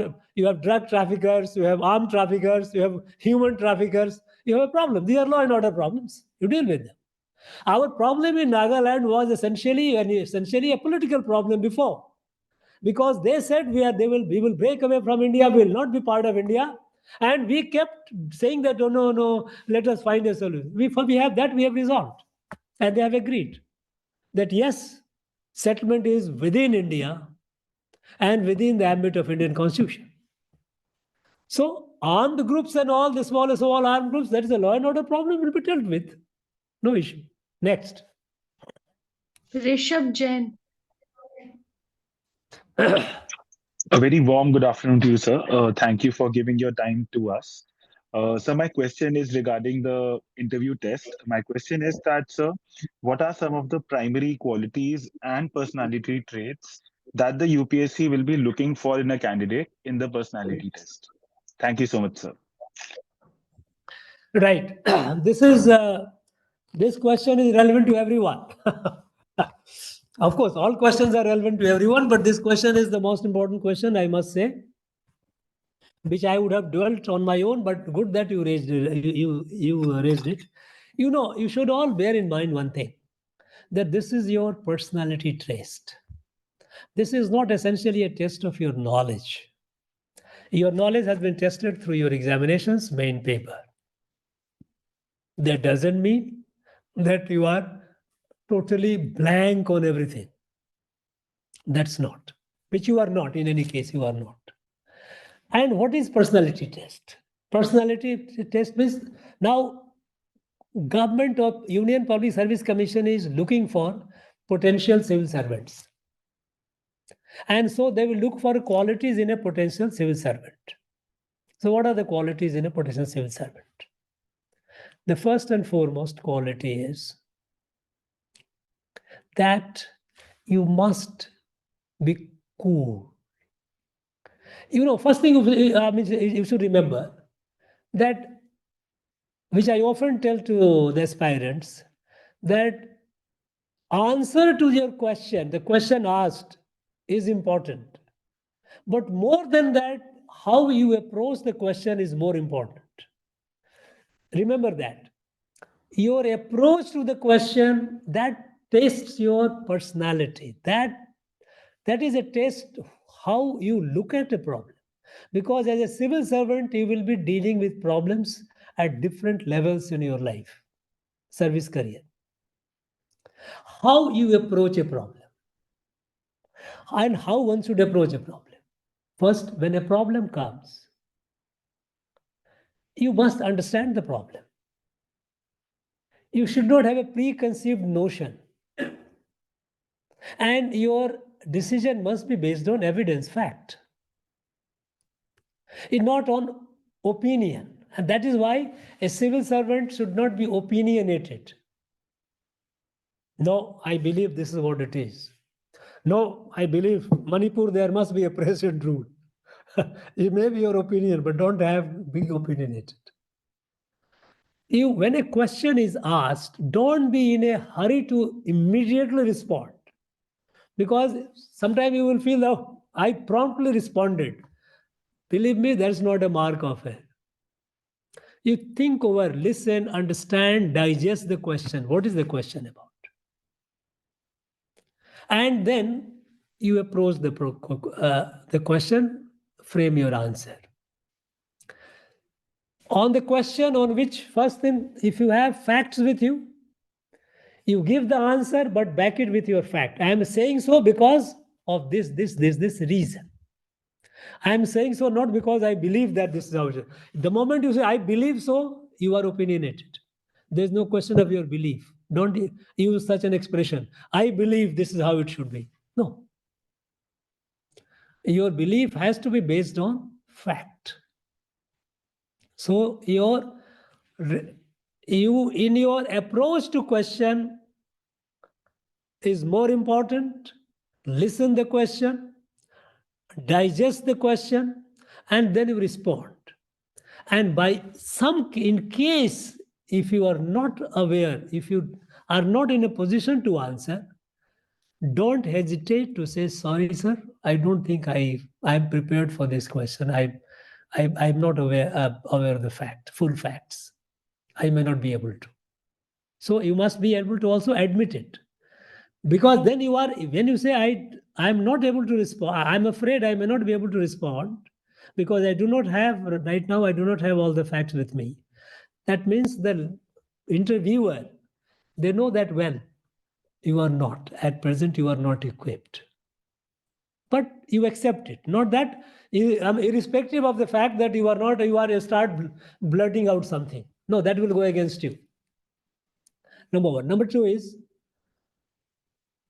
in the newspaper, you would be reading a lot of opinions. The op-eds are written, so-and-so said, so-and-so said, so-and-so said. Don't get carried away by those opinions. Unless those opinions are based on fact. If it is based on fact, which you feel that they are sufficient fact, then you say, because of such and such fact, I believe that this should be. That means if some new fact comes, you are open to review your decision or your response. That is very, very important. You must base your response based on fact. Another rule is, and suppose if the facts are on a government portal, let us say Prime Minister has spoken in Man Ki Baat. In Man Ki Baat, he speaks a lot of things. All by and large facts. Nothing off the cuff. In his address, he has said something. Those things are definitive, authoritative, you can quote it. You can absolutely quote those things. Yes, this is what it is. Prime Minister has said this is what it is. Because Prime Minister doesn't do any loose talk. Every forum that he addresses is done with a lot of preparation. Other newspapers writing who said this, who said that, don't get into that if there are facts based on facts.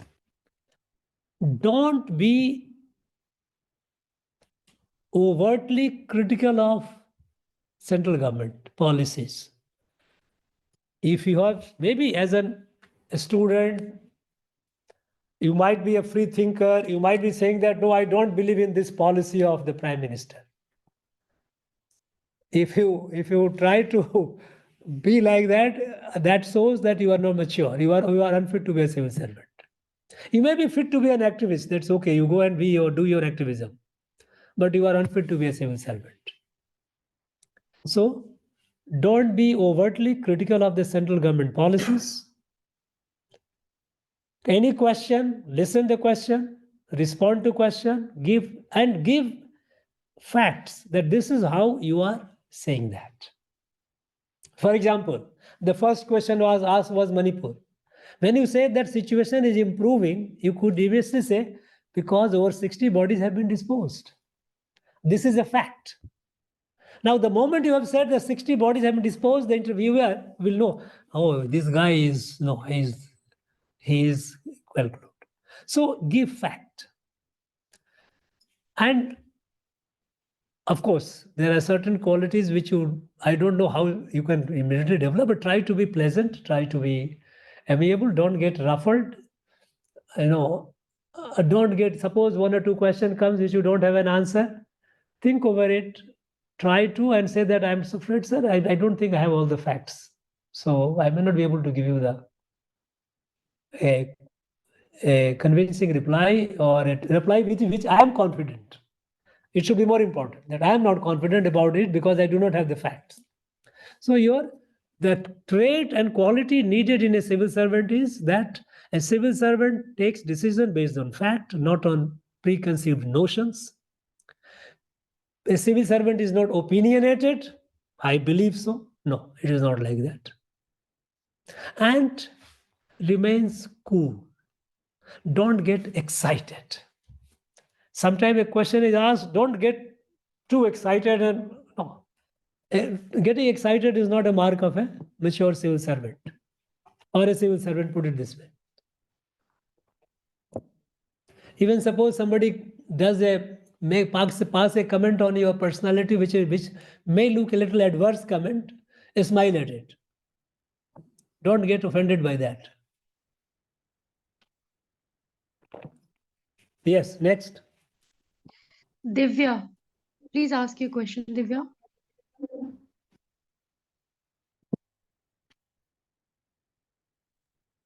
Srishti Gupta. Yes, ma'am. Good afternoon, sir. Really grateful to you for such insights. I have 3 questions for which I would request your opinion if we are asked a similar thing in interview. First, that how do we view the climate, especially in terms of India? Your voice is breaking. Say again. Sir, am I audible? Srishti, You are you audible. joined from 2 systems, I guess.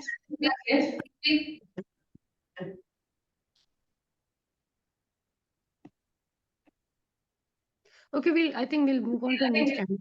Am I audible now? You are audible, of course. Yeah. Yes, You are sir. audible.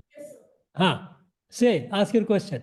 The first one is, how do we view the climate security prospects of India in terms of national security? The second is that, is it time that we turn our stance from defensive to offensive? And the third final question is that sometimes between the administrative bureaucrats and the state government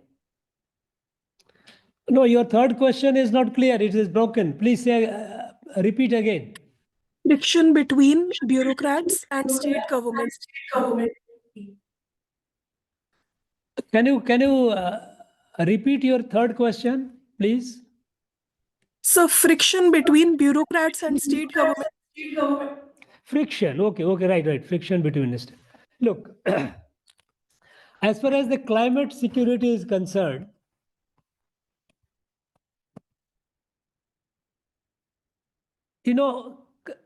climate security is essentially, it is a global problem. India is very much affected by it. And India is responding in a manner that the whole world is appreciative of.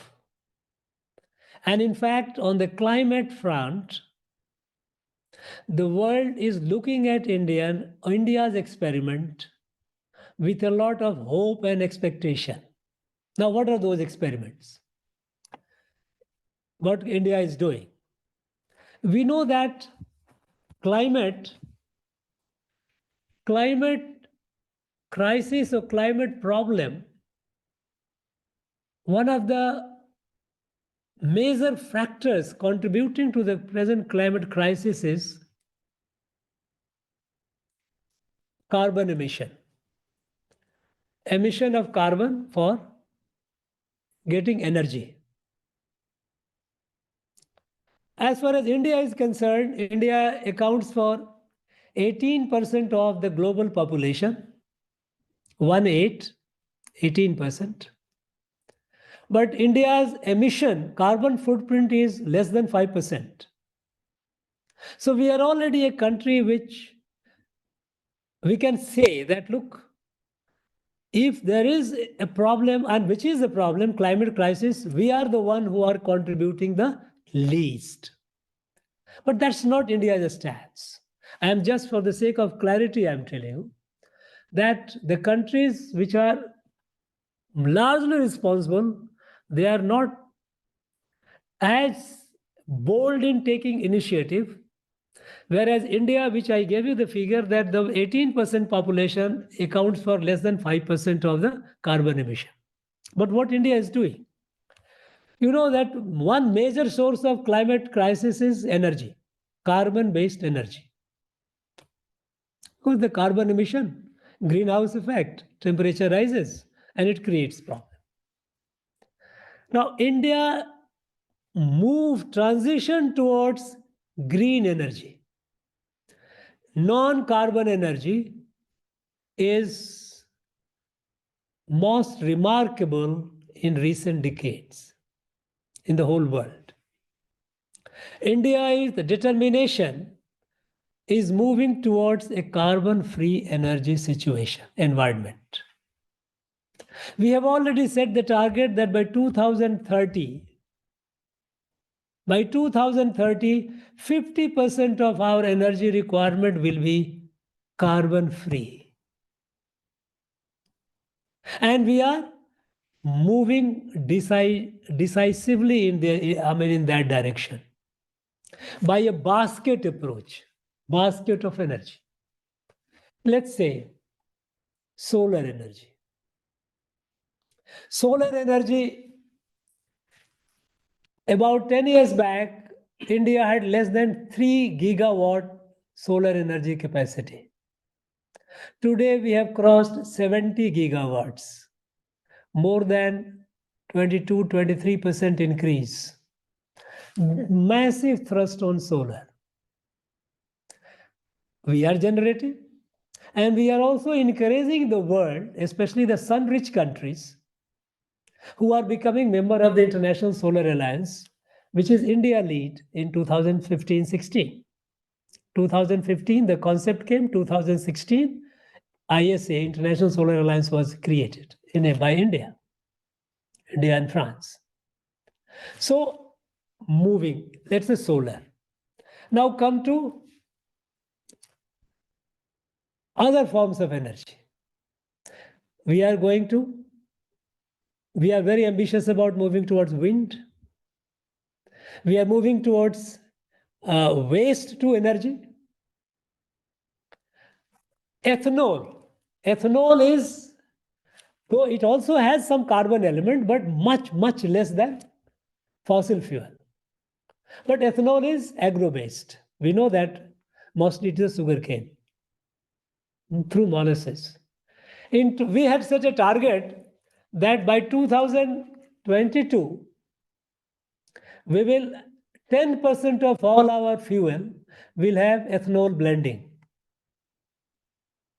We achieved this target 1 year before, by September 2021. And we have set the target of E20. From E10, we have moved to E20.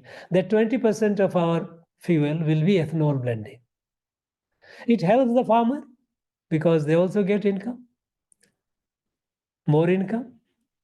Of course, it has impact. It can have, if it is not properly done, it can have impact on food security. Because what we are doing is, at present, we are taking the ethanol from molasses. But if you take from the juice itself, it will get more ethanol. But if you use juice, then it will impact the sugar production. So we are trying to have a balance. But in the nutshell, what I'm saying is that we are looking for alternate sources of energy. And not only looking for, we are harnessing those. Solar, wind, ethanol blending, green hydrogen. Now, green hydrogen we are giving it a huge push. Our target is that by 2030, India should be the hub of green hydrogen. There is a massive thrust towards green hydrogen. So, our climate security, and that is as far as the energy part is concerned. Energy part is. But climate security is not just limited to energy. Energy is the main factor, but is not limited to that. Climate also has a bearing on our soil fertility, our agriculture. With excessive use of chemical fertilizer and agriculture which are not sensitive to climate, we have many areas where our soil have turned fallow, are not as productive. So there is a great thrust on organic and natural farming. Climate security also impinges on your food security. So the food security part of it, we are addressing in a big way by climate sensitive cultivation. An area which does not have so much of water, we must not have water intensive agriculture. And that is why you know that Prime Minister gave a call of millet, Srian. And the world even declared it as a millet year of the millet. Because millet does not need water, that much water, much less water. And it is highly nutrient also, highly nutritional also. So it meets the nutritional need, it meets the climate needs, it meets the need of the fertilizer because now the government is creating the market infrastructure for that.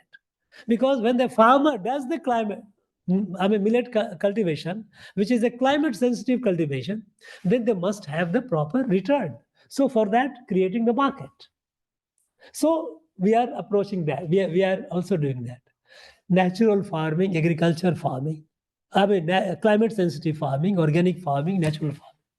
Then you remember, Prime Minister gave a call life, environment sensitive to environment, environmentally sensitive life for environment, isn't it? That it is a mass movement. This change cannot happen by policy or by government initiative. It has to be adopted by the people at large in their day-to-day life. Let us not waste water. Let us not waste anything. And that is why, if you remember, I think you should make note of it, that India has given a great thrust on circular economy. Western economy was use and throw. Use and throw. No, this use and throw is not sustainable. We must create a sustainable economy that if we use, that whatever is left, again it is reused. It must be. That is what is called circular economy. So there's a greater thrust on circular economy. So while India is moving in a decisive manner, look, we have set the target by 2070 we will be zero carbon. Very ambitious. No country in the world had the courage, but we did. But we are moving. It is not that we are just talking, we are walking the talk. So energy front, we are going multiple basket approach. About the cultivation, about agriculture, climate sensitive, natural, organic cultivation. Make a lot of thrust on millet. Life, which is environmentally sustainable, lifestyle, circular economy, all these are essentially addressing the climate issue. All these are climate issues. You must bear in mind. Now, your second question is defensive to offensive. That's we have already. Look, we don't have to be offensive. We don't have to be defensive. We have to be very clear in our mind about our national interest. We are not, when we say, Pradhan Mantri ek कहते हैं एक बात, you must have you noticed his word, mark his words. हम ना आंख झुका के बात करते, न हम आंख उठा के बात करते, हम आंख मिला के बात करते. Means, look, we are firm we are firm as far as our national interest is concerned. We are not defensive, we are not offensive. We are confident, we are assertive. We are assertive in our approach as far when it comes to our national interest. Your friction with the civil servants, friction with the state government. Look, a civil servant should not have a friction with the state government. A civil servant is essentially your roles are very clear. You should realize that civil services were created, civil services of the union were created with a purpose.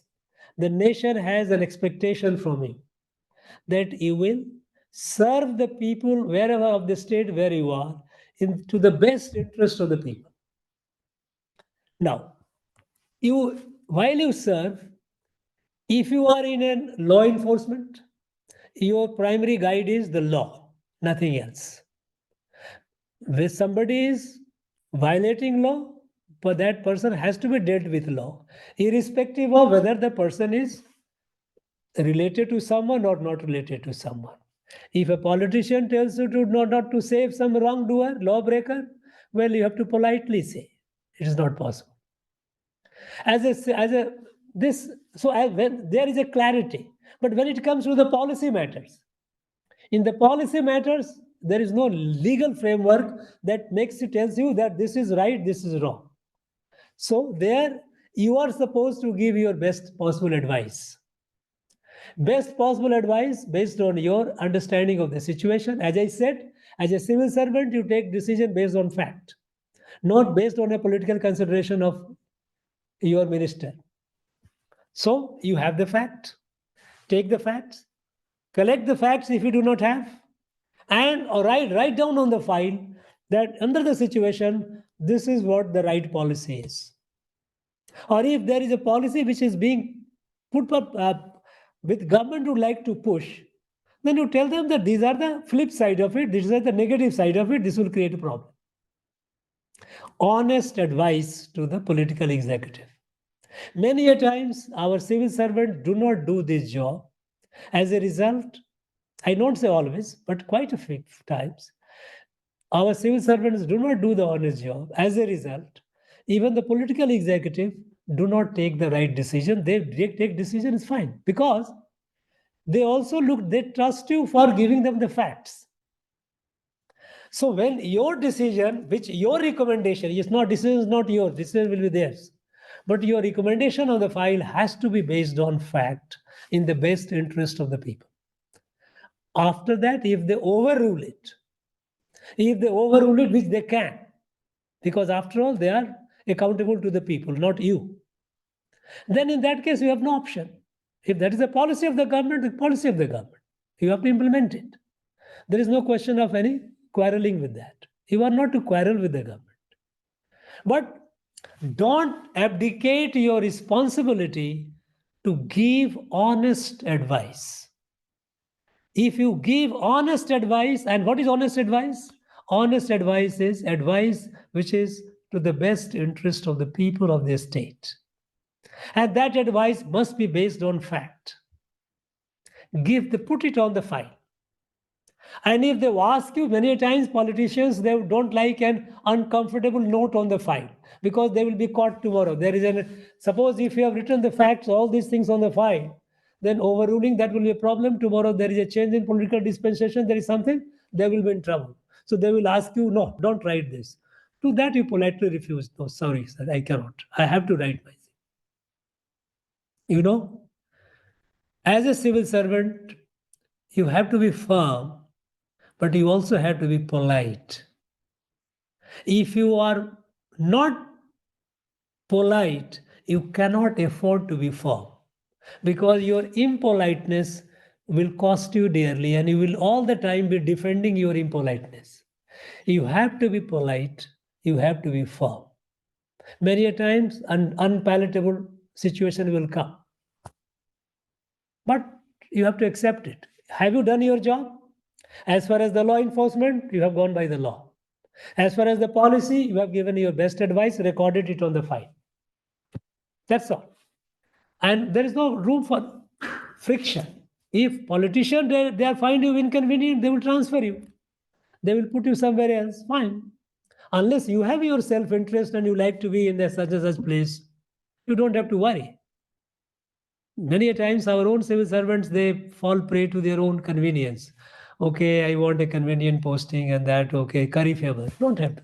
You have to serve the people of the state, people of the country, not any politician or anyone. So you don't have to have an adversarial relation with a politician. Your relation has to be politically neutral, but committed to the welfare and interest of the people. That's all. Next.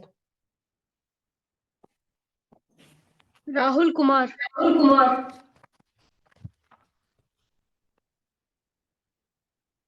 Ankur Pandey. Good afternoon, sir. Hello. Ma'am, should I ask? Yeah, bolo. Yes. Good afternoon, sir. My first question is, in the growth in the growth or even in the birth of the internal security challenges, there are three factors. First is the ideology, second is the fighters, and the third is the funding. So among these three, which factor should be tackled first and in the most aggressive manner? And my second question is, as a civil No, no, servant, hold on. Your first question is not very clear. I think I'm not getting your voice very clearly. Say again. Say again. Hello. Say again. So in the growth or even in the birth of the internal security challenges, there are three factors. The first is ideology, the second are the fighters, and the third is the funding. So among these three, which should be tackled first and in the most aggressive manner? There is nothing called first or second. You have to deal with all. There is nothing called one after another.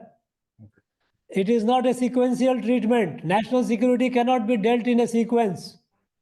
It will be all three have to be dealt together. Come to the next question. And second is, as a civil servant and as an administrator, what should be our views on extrajudicial killings and police encounters? What? Say again. What as a civil servant? What? As a civil servant and as an administrator, what should be our views on extrajudicial killings and police encounters? Yeah, this is unacceptable. Extrajudicial killing. No. First of all, this extrajudicial and all these terms have been created, and it has got into your mind. What is meaning of extrajudicial killing? These expressions have developed certain ideas and certain notions. We know that if judicial killing means a person has been convicted to death and person has been executed. If there is any other killing, that would amount to extrajudicial killing. Now, extrajudicial killing means what? You are in a law and order situation, and situation warrants use of force. You use force because, after all, you are not supposed to be a mute spectator. When a situation develops, you have a protocol how to respond. And eventually, if the other means fail, then you have to use force. And if you have to use force, and of course, the rule is of minimum force, but the force has to be used. And in that process, people will die. The question is, and you can call it extrajudicial. Now, sometimes extrajudicial, whether this killing is as per law or not. Suppose somebody has been caught, and then you kill that person in a fake encounter. That is an extra. That is something which is not acceptable. Law does not accept it, and that has to be punished. There is no question of tolerating that. Somebody is brought and kept in the police station and killed. No, this is not acceptable. Now, whether the killing is according to law or not, even police get power to kill people according to law. You may call it extrajudicial if you feel like. I do not understand this. This is actually a term which has been created by the activist and has been adopted by many people. But whether the killing is as per law or not. Now, self-defense. You have killed. When you are in a terrorist situation, you are fighting, so they are firing at you. You kill. You don't get a court order for killing. You kill. That also is a killing. But that killing is justified under law because law empowers you to kill in a situation. So whether the killing is as per law or not, it has a sanction of law or not. If it is illegal, no, it is not acceptable. So we have to be very clear about it. We don't have to get carried away by the term. And if suppose by any chance interviewer asks you uses the word extrajudicial, your response should be very clear. That whether the use of force is as per law or not. Because the law permits a police officer, administrator, or even an ordinary person to use force to the extent of killing in certain situations. So whether killing is as per law or not. If it has a sanction of law, perfect. If it has no sanction of law, this is not acceptable. That's all. Hello, next. Akash Mittal. Good afternoon, sir. Thank you for the opportunity. As you pointed out, sir, my home state is Chhattisgarh. As you pointed out, that former Prime Minister Dr. Manmohan Singh once said that Naxalism is the biggest internal security threat. Do you think that Naxalism is still the biggest internal security threat to India? And if not, then what is the biggest security threat to India? Second question is, sir, if I am given an opportunity to work in a Maoist infected area, what should be my approach to bring peace and development to that area as a young officer? Thank you, sir. Look, first, this Maoist, they are certainly today, they are not a biggest threat, they are dying out. They are gasping for the last breath. And residual violence, they will keep, like a criminal act, keep doing it. As an organized body which is posing a serious threat to the state, to the constitutionally established government, that is not the case no longer. Then what is the biggest threat? I would not call it a biggest threat today, any threat, but potential threat. Potential threat that we may face and which we must be careful is about internal harmony, social harmony.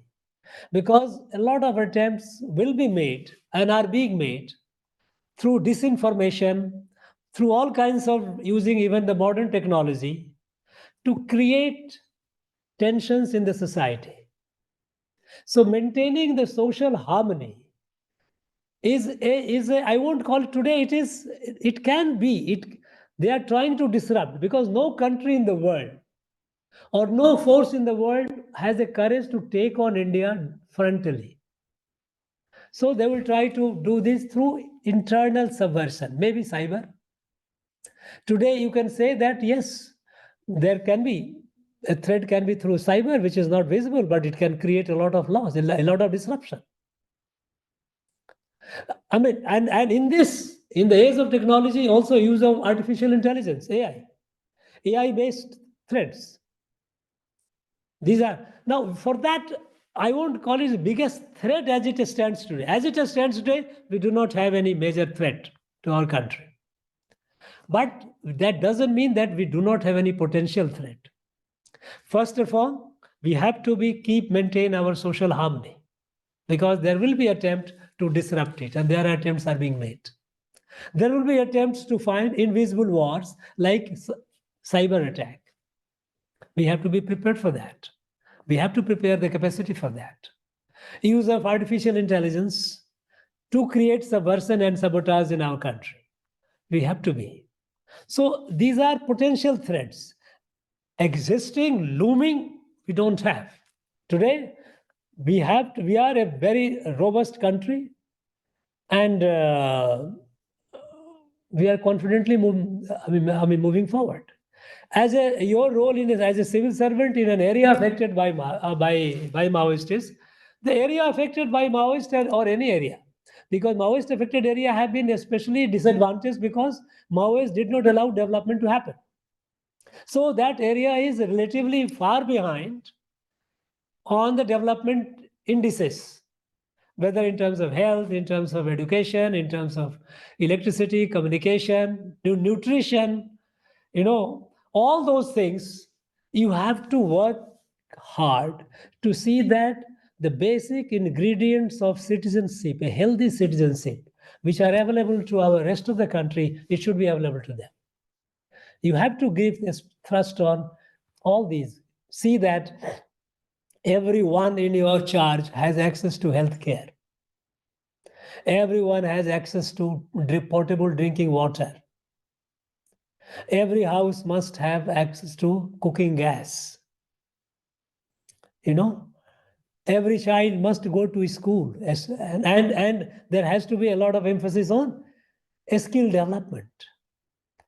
Exploit the local talent, harness the local talent. Those people have a lot of talent in many areas, in sports and other areas, they have a lot of talent. How to harness that? So identify the local talent and work on that. That should be your mission. Thank you. Next. Oishi Mandal. A very good afternoon, sir. Sir, my question is regarding India-Bangladesh relationship. So how do we deal with the immigrant issue and water sharing issue, especially Teesta water sharing issue, when the government of West Bengal is taking a different stance on it? Look, India-Bangladesh relation today is, we have the best bilateral relations in our history. I think bonhomie of independence of Bangladesh, that was that aside, where Bangladesh was liberated. But in terms of substantive terms, the relation between India and Bangladesh is at the best today. And it is best because of fundamental reasons. First and foremost, our border demarcation. All these years, since independence and since Bangladesh liberation, no government had the courage to solve the border. Our Bangladesh border remained undemarcated because there were pockets in all over the area. Pockets in Bengal, West Bengal, pocket in Meghalaya, pocket in Assam, pocket in Tripura, all these areas which were undefined, where we had areas under adverse possession. We had hundreds of enclaves, each other located in each other countries. But now we have resolved it. This government solved, there is no, our Bangladesh border, India-Bangladesh border is fully demarcated. That used to be, in fact, a major irritant in our relationship. That how come Bangladesh border, our border with Bangladesh has not been ratified or not, because Bangladesh Parliament Sansad had ratified it, Indian Parliament had not. For political reasons, the people had lack of confidence, they could not do it. We have done it. Number one. Number two, on terrorism, Bangladesh also follows a zero tolerance policy. And they have been working in tandem with us. As a result, all our terrorists, all our separatists, those who are operating from Bangladesh, earlier using Bangladesh as a safe haven, they no longer find that a safe haven. Next, India has been a very proactive partner in Bangladesh development. Bangladesh development, we have, look at this, we have movement of goods, we have made it easier.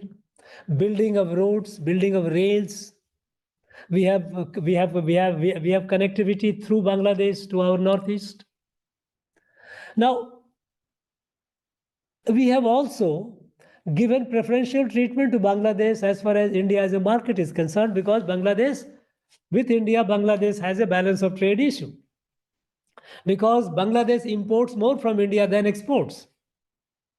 But we have given them preferential treatment by opening our market in many areas. So they are able to export many of their goods to India. We have, in many areas, we have new areas where we have opened up. Let us say health sector. In health sector, we have this government, after Prime Minister came, for health. The visa is just walking. The person, not only the person affected, but a one-person attendant also gets a walking visa.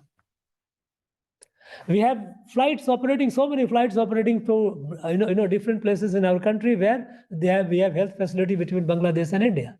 People find it very easy to come and have the treatment.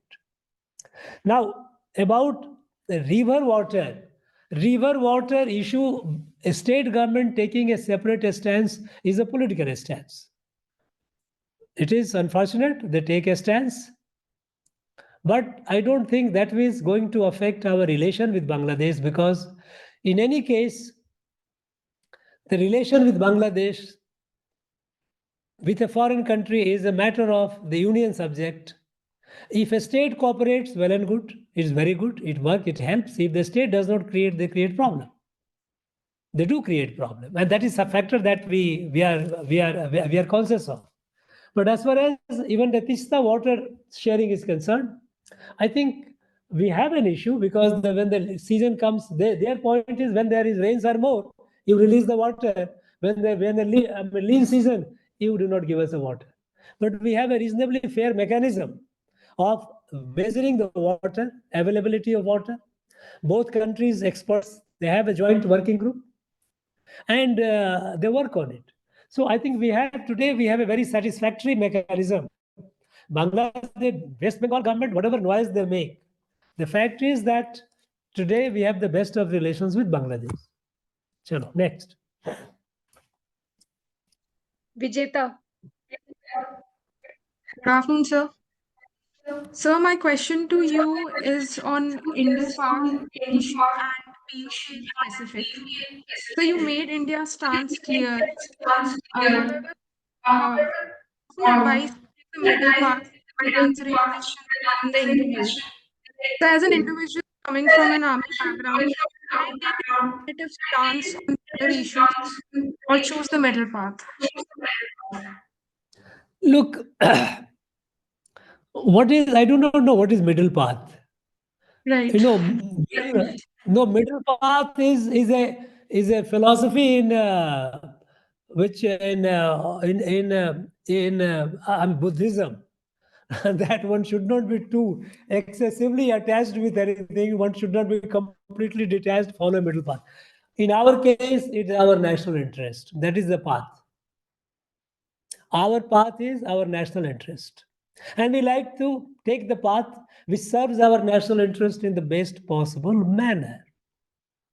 In the best possible manner, it serves our national interest. And if that means that we don't have to talk to Pakistan, we must maintain it. Because talking to Pakistan has not helped us, it has actually harmed us. So why should we talk when we know that talking only harms us? It doesn't serve our national interest. So it is, as far as our international relation is concerned, keep that in mind. Middle path looks very sound. It may sound very attractive to some people as a personal philosophy. But in the international relation, when it comes to right now, our government policies, our India first. And India first does not mean that we can have whatever we want in the best possible manner. So whenever we have a relation with a country, that country also looks for its own interest. But we look for our interest. We try to maximize our interest. And that's how it works. So as far as middle path is concerned, that is not a path that we follow today. Today we follow India first policy. That is the path. So listen, in fact, I wish I could spend longer time, but I have some other commitments. So I will take maybe 1 or 2 questions more, and then I have to wind up. Okay. Much though I would like to spend time with you guys. Tell me. Next question. Yeah, Ekta Mishra. Good afternoon, sir. So my question is about the Israel-Hamas war, which is right now in full pace. So due to this war, Say again. so Israel-Hamas war. It's not clear. Sorry, say again. Sir, my question is about what? Israel-Hamas? Yes, sir. Israel-Hamas conflict. Yes, sir. Israel-Hamas conflict. So what is your question? So my question is that What is your question? how this conflict is going to affect India, because there has been a trade disruption in Red Sea and other areas also. And what stance should India take?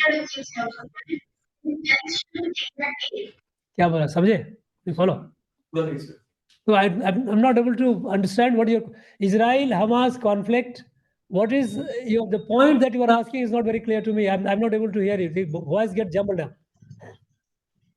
Sir, Anyone hears the what so stand India should take and how it has affected to India? Like there has been a trade Okay. disruption in Red Sea. Okay. Wait. As far as Israel and Hamas conflict is concerned, India position is very clear. As far as terrorism is concerned, zero tolerance. What Hamas did is condemnable, is just not acceptable. It was an act of terror. What Israel is doing, India position is that it should not have a it must have a humanitarian angle. The innocent people should not suffer. So we are giving humanitarian assistance to the people of Gaza. India has already sent assistance, and India will continue sending assistance. So humanitarian assistance to Gaza, people of Gaza, zero tolerance to terrorism, and two-state solution. India position is very clear. India has always stood by the cause of Palestinian peaceful means that Palestine has a right to exist. There must be two states, Israel and Palestine. So India position is, as far as the solution, two-state solution. As far as Hamas, what Hamas did, it was an act of terror. This is not acceptable. Israel has a right to defend itself. But in the process, civilians should not suffer. There must be mitigation, circumstances. We must ensure that civilians are put to the least possible hardship. That's our position. So listen, I do not know. I think one question none of you have asked, which I think you should be prepared for it. I don't know, is about the new criminal laws. Indian Parliament has passed. President has already assented. All the three fundamental laws, which I think you should be aware of. Our three fundamental laws, whether the penal law, procedural law, as well as evidentiary laws. All the three laws, what is it? Bharatiya Nyaya Sanghita. On this, you should be prepared because this is a current issue. The question will be asked, and it is a very, very fundamental reform again. What are the new things about this? What is that India has done by these three new acts? You should be very clear about it. You cannot draw blank to that. Now, I hope you are all prepared. There are a couple of things which I will just quickly read out. You can remember it. The one is, first and foremost, the laws. It was all made during the British time for the colonial administration. Ideally, after independence, India should have made its own laws. These are the basic law. Penal law, that is the punishment, crime and punishment. Procedural law, that is how to do investigation and how to trial and how to punish. And evidentiary law. All the three laws have been changed, brought in new law. Not changed, but new laws have come. The fundamental thing is, we have brought all these three laws are rooted in Indian jurisprudence. Indian jurisprudence. It is not colonial jurisprudence. We have in our own country, India has a very long tradition of its own justice system. So, which places premium on justice, not on punishment. Punishment is a requirement for meting out justice. Punishment is not an end. In colonial period, punishment was an end to perpetuate the rule of the colonial master. So the fundamental change is these laws are rooted in Indian jurisprudence. Number two is, it has given priorities. Priorities of offenses like offenses against the country, state, Desdroh. It is not Rajdroh. It is not a government criticism, it's a state. A state security is premium. Terrorism, undefined. It has defined terrorism very clearly. Offenses against women and children has been given priority. It was not like going in the past, you've given 376 IPC. No. Of the 511 section, offenses of rape was placed at 376. No, it is kept at the top. Offenses against a state, and offenses against country, offenses against women and children, these have been given priority. Then vestiges of colonial, all the terms here and there were used, which were also marked about, which is the presence of the colonial period. His Majesty, Her Majesty, all those have been removed, vestiges of that. Digital evidence, now earlier electronic evidence, we had a lot of problem. Electronic evidence, how to make it admissible? It was not, because when these laws were made, there was nothing called, there was no digital age, there was no science and the technology were far behind. We were struggling to find out. Now, these laws have made digital evidence, digital investigation, digital trial, electronic evidence all very easy, smooth, and acceptable and admissible. So there has been a lot of, these are very futuristic, in age with the time, rooted in Indian jurisprudence, and it reflects the concern of India, Bharat, not colonial. It has removed the traces of vestiges of colonialism. Keep that, you can refresh your memory, whatever I have told you can also check it, but these are contemporary issues on which you should expect question and be prepared for it. Right. So I think I'll take leave because I have now 10 minutes later, I have to go for some other, I have to go and move. I'm already getting late for that. I wish I could spend more time with you. Thank you very much. And all the aspirants, I wish you all the very best. Hope to see many of you in one form or other, one place or other. I'm sure you will make it. Best wishes. Thank you all. very much, sir, for taking out time. Thank you And very much, sir. personal congratulations on Kashi Tamil Sangam.